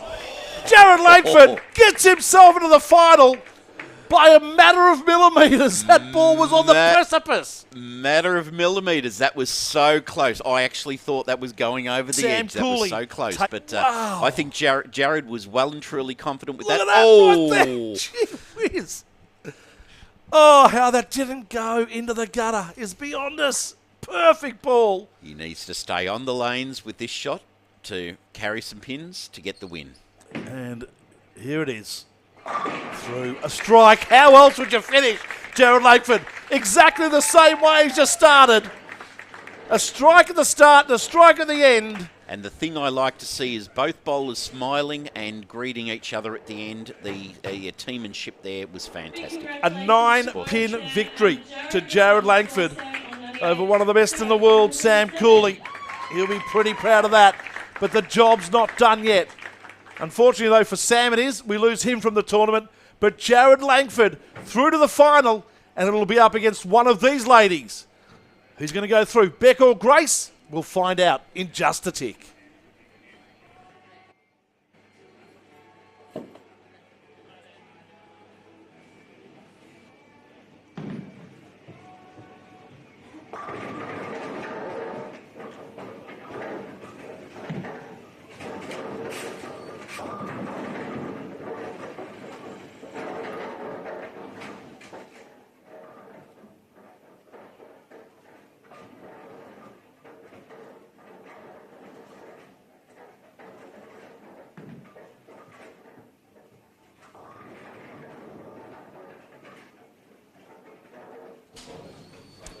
Sam, a brilliant tournament that you, came up against all odds with that flight in from the US on Saturday, so an incredible effort. How do you think you went? Overall, I think it was a success despite the result that happened just now. This is definitely something that we need in this country. It's going down the right path, and looking forward to coming back for the next couple of rounds. And it obviously came down to the very last shot, I guess, for that last game. What was going through your mind right at the end there? I figured once he got 9 the second time, I had to strike out to put the pressure on him, and thought I threw it pretty good the first shot in the 5th, and just wasn't meant to be. Threw it pretty good all game and just couldn't carry the corners. Well, congratulations on a brilliant tournament. Well done. Thank you. Oh, fantastic to hear from Sam Cooley there. And he's so right. It's fantastic. I say that word twice in the one sentence, and I shouldn't. But it's great to have these guys come back and support these events, our overseas and international stars. It's like when we get the golfers back for the Australian Open and the Australian Masters. It just makes it that more special. And to have Beck Whiting, Sam Cooley, those sort of bowlers here, it just makes this event, the TPL Wodonga Classic, and the rest to come, amazing. Yep, you're certainly right there. Having our world's best back on the Australian soil. Looks like Grace is stepping up to bowl here. This is going to be a match and a half. Grace Fahey versus Beck Whiting. And the winner will be going through to the final. The loser is out. It is Grace Fahey, an up-and-coming under-21 star, sends her first roll down, and it is a nice one. She certainly stepped up there and delivered what she needed to deliver. Very good shot. Once again, a corner 10-pin standing. Shouldn't be much of a problem for Grace sparing this up, but we've seen misses so far, but hopefully she'll spare this up and be ready to move into the second frame. So, Grace Fahey up against Beck Whiting. One of these two will be out of the tournament, same as Sam Cooley just was. The other one, though, will go through to the final against Jared Langford. Our first TPL final coming up shortly. Got a bit of bowling before that, though. And a nice pick up of the spare there for Grace Fahey. Opens her account. Couldn't quite see from the angle of the camera just there, but I think she nearly did a Jared with that spare, and it was riding the edge of the gutter, or it seemed like it was riding the edge of the gutter, but nicely spared. Seriously, the most closest ball I've ever seen not go into the gutter, that one of Jared Langford's. Beck Whiting up. First ball for her is a 7. And a tough spare to pick up for Beck Whiting. That's a split. That is not what Beck was after, and it's going to be very difficult to recover from in this frame. Knowing that, she will still just soldier on and take what she can get and move on to the next frame. Beck Whiting looking to get 2 pins at least. She does. So opens her account in this preliminary final with a 9 and goes straight to the left lane for frame number 2. 5-frame preliminary final for our bowlers here. Jared Langford scoring 107 in his 5 frames. In the last preliminary final, Beck Whiting sends it down, looks good. Gets the 8 though. Just a little bit too high maybe at the end. Interesting, yeah, very much so. It just doesn't seem like she's throwing the same shot she was throwing at the end of the previous game. It's so whether the condition has changed a little bit more since she was there last. But certainly on her mind is there. Beck Whiting looking to pick up the spare. And there it is. That's the bread and butter stuff we were talking about for Sam Cooley before. These pros just have to pick those up. They're regular pickups, aren't they? Well and truly, yeah. It's sort of sacrilege to miss them, yeah. So Grace Fay with the spare. They don't expect to miss their spares. They don't want to, and we don't expect them to either. Yep. So we're in an interesting situation. Beck Whiting, a 7-2 in the first frame and an 8 spare in the second. Grace Fay with a spare in her first frame. How does she back it up with a lovely looking ball? It just went high again. Okay, and Grace has come out of this with a split, a 4-7-10 split. So once again, 2 pins on one side of the lane, 1 pin on the other. The only way to pick this up is to deflect or to ricochet one of the pins across the lane to pick up the one on the other side. So what does she do? She'll go for the 2. That's where the most pins are. She picks them up. And now we're in a very, very similar situation to where we were. It will be very similar. We've got a spare and open, followed by a strike. A spare. An open and a spare, An yeah. open and a spare, yeah. So Grace Fay moves into the 3rd frame. And correct me if I'm wrong, and I may be, but that was a good-looking ball out of the hand from Grace first up, and then it just didn't seem to do what it was meant to do at the end. Correct, and that's what's been happening with all of the athletes across. Just unpredictability, I suppose, is what's happening out there. Grace Fay with a comeback strike. That is the way to put a bit of a stamp on things and say, I'm not going anywhere. This is up to you, Beck, to beat me. And she's done that with a strike in the 3rd. Nice roll. Beck Whiting, what can she do? She sits on a spare in the 2nd frame. Starts her 3rd with an 8. And that was a little bit left of the headpin there, but fantastic shot by Grace Fay. She came back from that mishap and said, I'm here to play. And that was what she did. 27-26 at the bottom of the 2nd. We're into the 3rd. And Beck Whiting now needing to close this off. She's up against the strike in this 3rd frame, and she picks it up. So the spare keeps her right in it. Picked up the baby split there, which, as I said, it's a split, but they're easy enough spares to pick up, and most of our top bowlers can pick them up quite easily. So the momentum carries on for Beck Whiting as she goes onto the left lane for the 4th frame of this 5-frame preliminary final. Sends it down. Good looking ball. Got the pocket. Didn't get the 10 though. Interesting, yeah, she's fighting hard, Beck Whiting here. You can tell that she's up against it. She's struggling with what's going on out the lanes, but she's not giving up. Sign of a true champion. What she's done though is she's put herself in a nice position. She picks up a spare here. I'll explain where she's at. There's the spare. So she's 46 after 3. And if Grace doesn't get a strike and only picks up a spare in this 4th frame, she will be 46 after 3. Scores will be level, both on spares. It comes down to the 5th. Comes down to the 5th frame, the final frame. Let's see what Grace can do. She was very determined with the last shot. And it was a beautiful ball too from Grace Fay. She had that similar ball in the 1st frame, only gave her 9. Fourth frame, sends it down and picks up 9. Very interesting there. She crossed to the left-hand side of the head pin for that one. And Brooklyn could have very easily carried 10 and it would have been a double. But the 9, as you said, goes to the strike. If she spares it up, scores will be tied. Interesting. So if the left-hand side's of Brooklyn's, the right-hand side of Manhattan? No, it's a pocket on the right and Brooklyn on the left. So, Or could be Queens. Yes, could be, well and truly. A beautiful place New York is. But right here, we're in Wodonga. TPL Wodonga Classic. Grace Fay for the spare. Yep. Just got under it.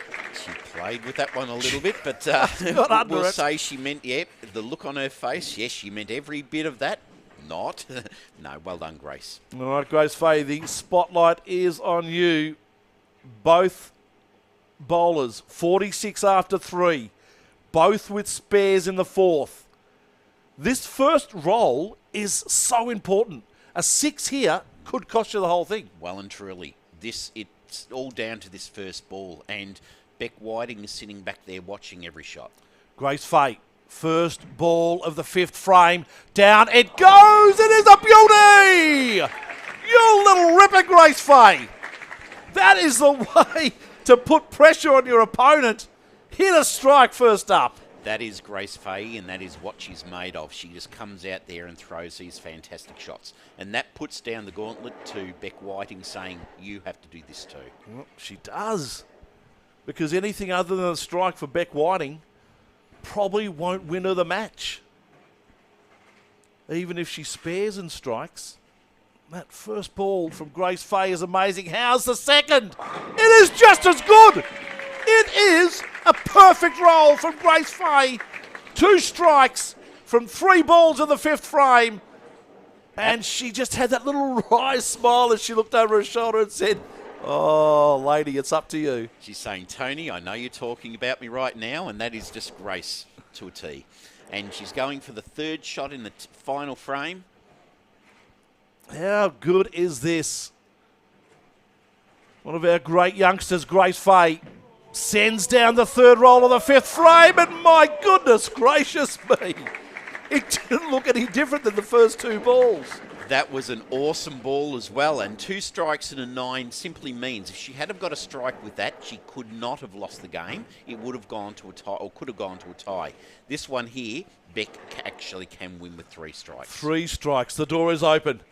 Beck Whiting first, she needs a strike, does she get it? She is a champion!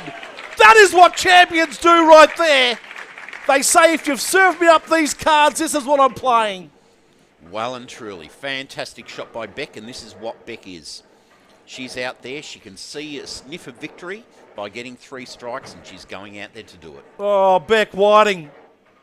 How good is this? This is drama at its best. Throw out your reality TV. This is where reality is right at. And the reality for Beck Whiting is she doesn't go through to the final. Oh. That is harsh reality right there. Yeah, that is not what she was after. She did, she gave it every effort, but the 8 means she's going to fall short. Sam Cooley lost the first preliminary final. And Beck Whiting, with a strike spare, finishes at 86 and goes down by 9 pins to Grace Fay, who will take on Jared Langford in the final of the first TPL Wodonga Classic. Could not have predicted this. I tell you what, fantastic match coming up. Let us get our breath back. Let us hear the interview. Watch some highlights and back with the final here in the TPL Wodonga Classic in just 1 sec.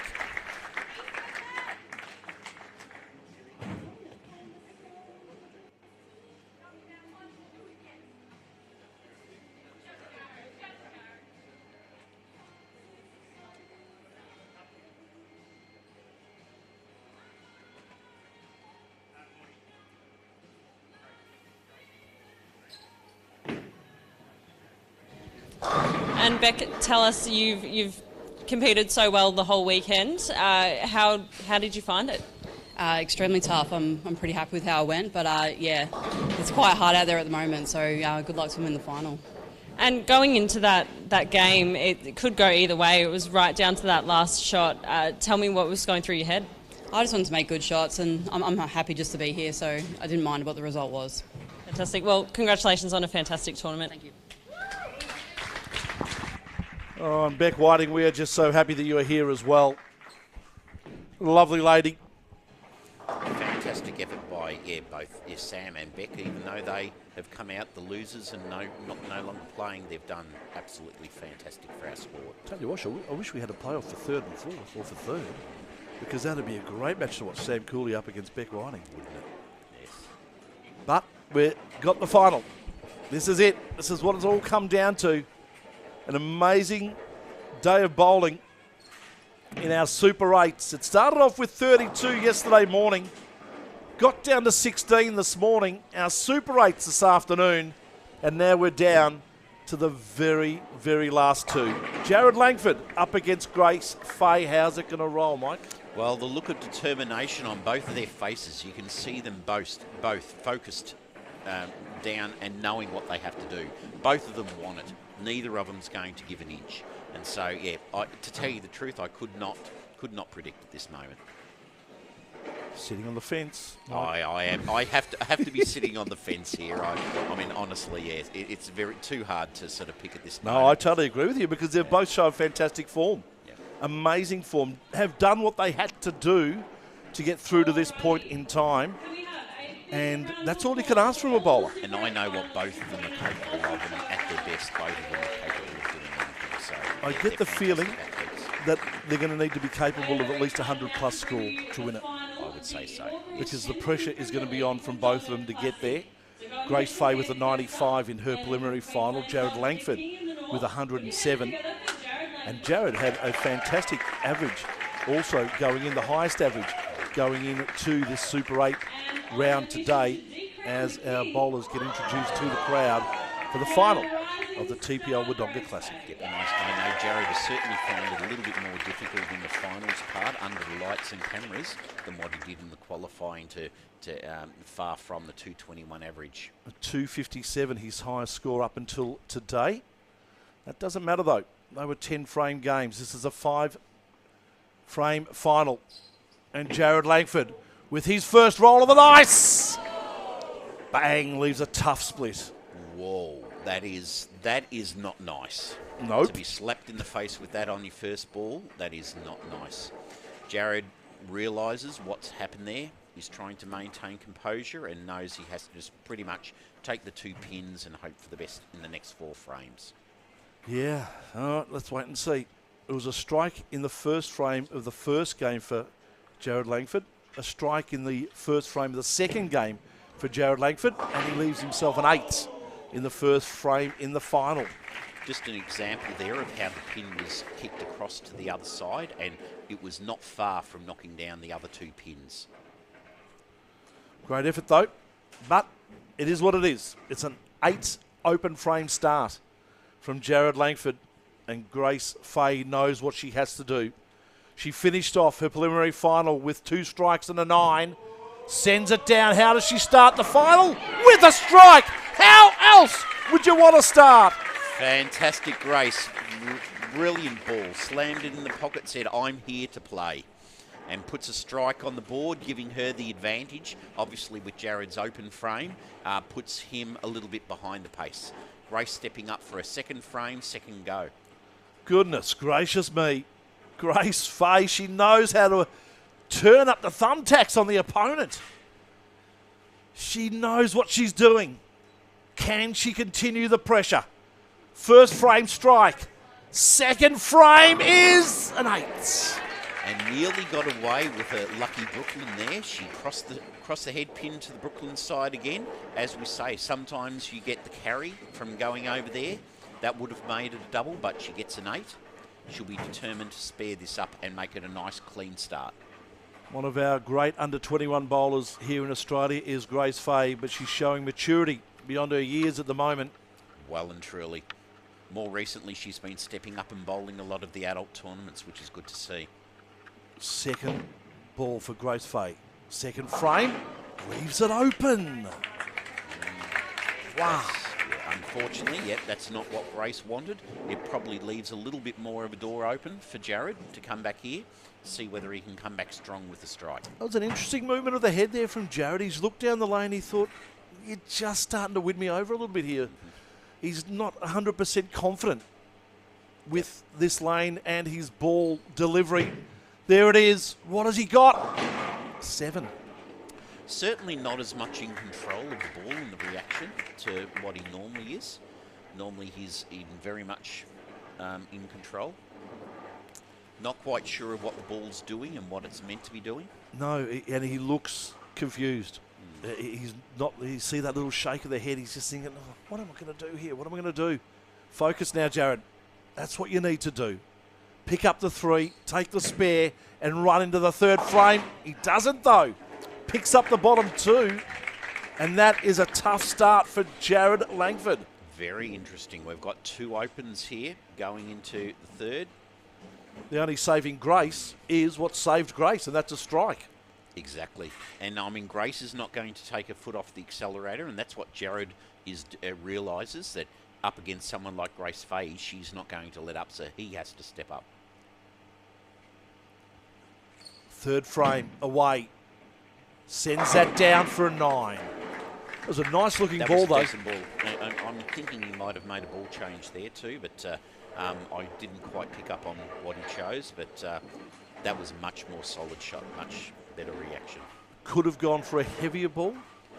Not so much heavier, different surface. Surface, so okay. I would say less surface, less reaction, so that it would hook less. So desperately needs a spare here, Jared Langford, to stay in the final, and he picks it up. The door's not shut yet. It's not over yet. Down by 11 after 2. Grace Fahey, what can she do? She'll be just thinking exactly what she has to deliver. What can she deliver? Frog in the throat of my special comments man there.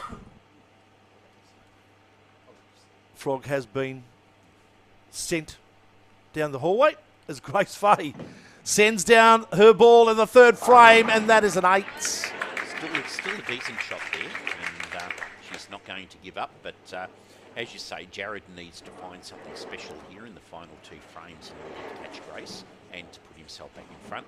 Grace needs to spare this up and continue putting the pressure on Jared. She does. She needs the spare. She's 11 up after 2. A spare here has them both on spares in the third frame, and that keeps her advantage. An open frame here, and the tables may be turned. Grace Fahey sends it down, misses everything. Now that just sort of shows the level of pressure that these bowlers are at this final game, and at this final part of the game, and certainly they're missing things that they don't normally miss. I mean, here we are advocating how great they are with spares and everything like that. Bowlers like this do not normally leave easy spares. Pressure is a very difficult thing. It affects people in different ways. And we have to understand that they are also bowling on a TV pair under lights and cameras and everything too. So there's a lot of external factors that... Come on, Grace, give us a strike. Gives us a 9. Very solid shot there, and it could have very easily been a strike there, and she's certainly not giving up. And she would be frustrated and annoyed and leaving the previous frame open, but it's certainly going to make for a close finish. She remains in the hunt, but must spare this. If she leaves it open, Jared with the spare in the third will just jump to the lead, one would think, and it could be over. This is a very important ball for Grace Fahey as she sends it down to pick up the 10-pin, and she's missed it. That was sort of 8-pin bound. Very unusual for Grace, yes, and she's quite annoyed. You can see that she's annoyed with that, but it certainly opened up the door here for Jared. She rolls to 45 after 4. Knowing Jared here, he's going to slam this one in or do everything he can to slam this in for a strike. Here he comes. Jared Langford knows what's needed. Can he deliver the killer blow? He does! He does! It was a second thought for that 7-pin as to whether it was going to go down. Classic Jared Langford there, and he knows it. He saw a sniff or got a sniff of blood, and he's gone in there for the kill. even to the soft falling 7-pin. And you can see on the scorecard, 11 down after 2. That strike takes him 1 up after 3. And a massive advantage. Grace Fay going into the 5th with an open frame. Jared goes into the 5th now with a strike to his name. Can he make it 2? Oh, you bet he can. Well and truly, Jared Langford. This is what we know Jared can do. And give him a sniff, give him an opening, and he comes in for the kill. So it's going to make things very, very difficult. What he does with the next ball is crucial. Jared Langford on a double. And it's taken him 3 frames to work it out, but he looks like that ball change in the 4th is exactly what he needed. Well and truly.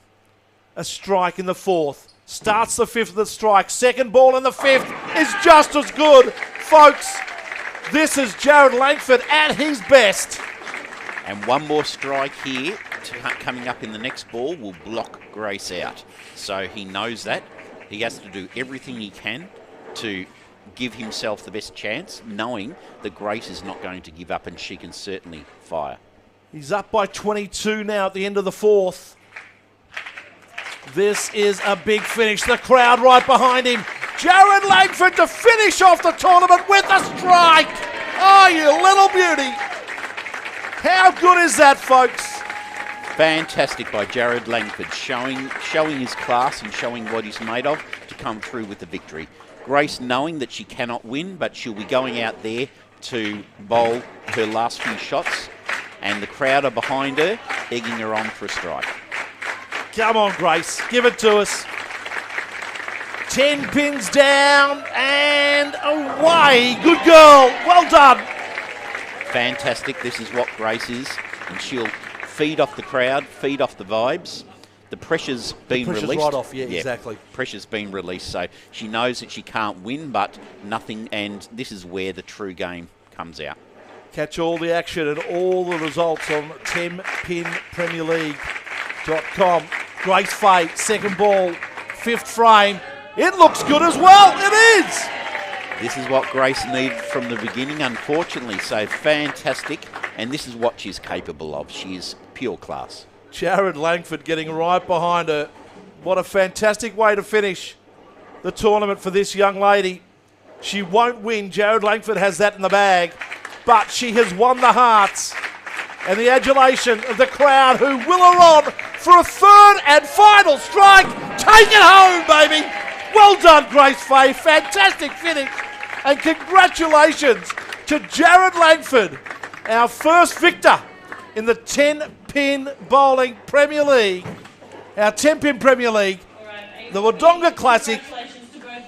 Ladies and gentlemen, your champion for 2022's first event is Jared Langford. Fantastic effort by Jared, and you could just see how Grace, once the pressure was off, she started bowling her natural technique again, and things came so much easier. Well done, Jared. You should be proud. Oh, he should be too. What a fantastic finish. Let's head down to the lanes for a chat with Jared.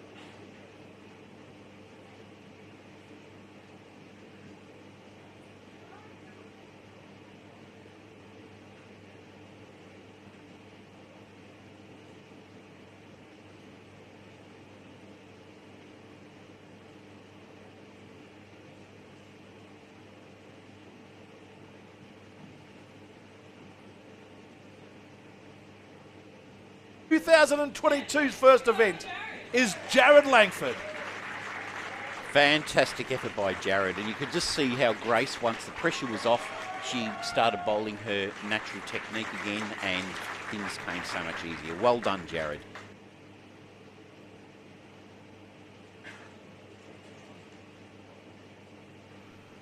Just going through the formalities here in Wodonga.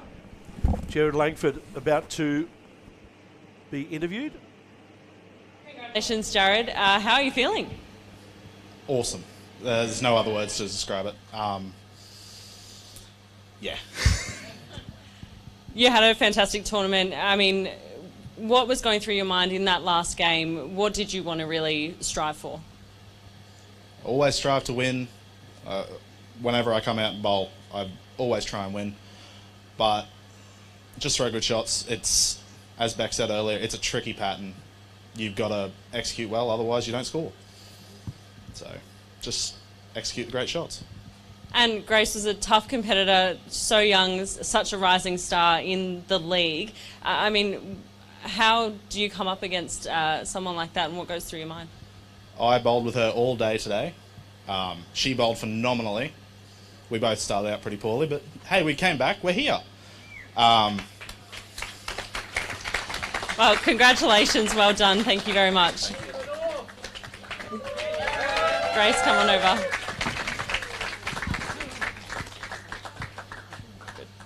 Congratulations on such a fantastic tournament. You must be pretty pleased with coming this far. Yeah, look, I'm pretty chuffed because I really didn't expect it to even make it to day 2, so can't complain.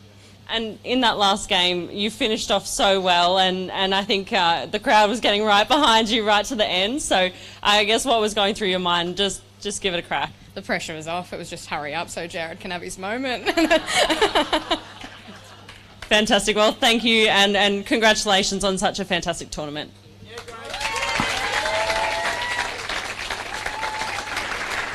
What an amazing tournament, finishing off with an amazing match. Jared Langford, a 97, Grace Fay, a 75. Both bowlers finishing off with 3 strikes in the end. Jared Langford finishing off with a 4-bagger in the end to give him that 97. And gee whiz, the quality of Tenpin bowling here in Australia is at its high. It is looking fantastic, and just to have such a mixture of youth and experience and everything across Australia all here together in one place, TPL Wodonga Classic, just fantastic, and a great first event. And I suppose nobody would have ever predicted who the finalists would have been based from the start. So a very good effort by all our athletes, all 32 that came along to Wodonga. And thank you very much for the Victorian Government for the sponsorship and making this possible. And to Sudox Pain Relief and Sports Cover Insurance being our sponsors here. And thank you very much to all the bowlers. Yep, exactly. Our next tournament, Sunshine Coast, October the 8th to the 9th, tenpinpremierleague.com for more details. If you're up in that area, please head onto the website and grab some tickets and be a part of it. Or if you can't be, then you'll get the opportunity once again to watch it here on our live social channels. And then the final of the TPL for 2022 will make its way down to Melbourne for the finale, where the champion of the first season will be crowned. And maybe we might even see Jason Belmonte in one of those 2 events. There certainly is a good high chance of doing that too. So, yeah, fantastic. Mike, thank you so much. Been an absolute pleasure working with you on our first event here today. Look forward to crossing your path again for event number 2. Thank you very much, Tony. It's been a pleasure sitting beside you and listening to your expert commentary there. And thank you to all the other people that made this broadcast possible. Exactly right. Mike Griffith and Tony Shebeki signing off from the TPL Wodonga Classic. We'll catch you in a few weeks' time for the second TPL event here in 2022.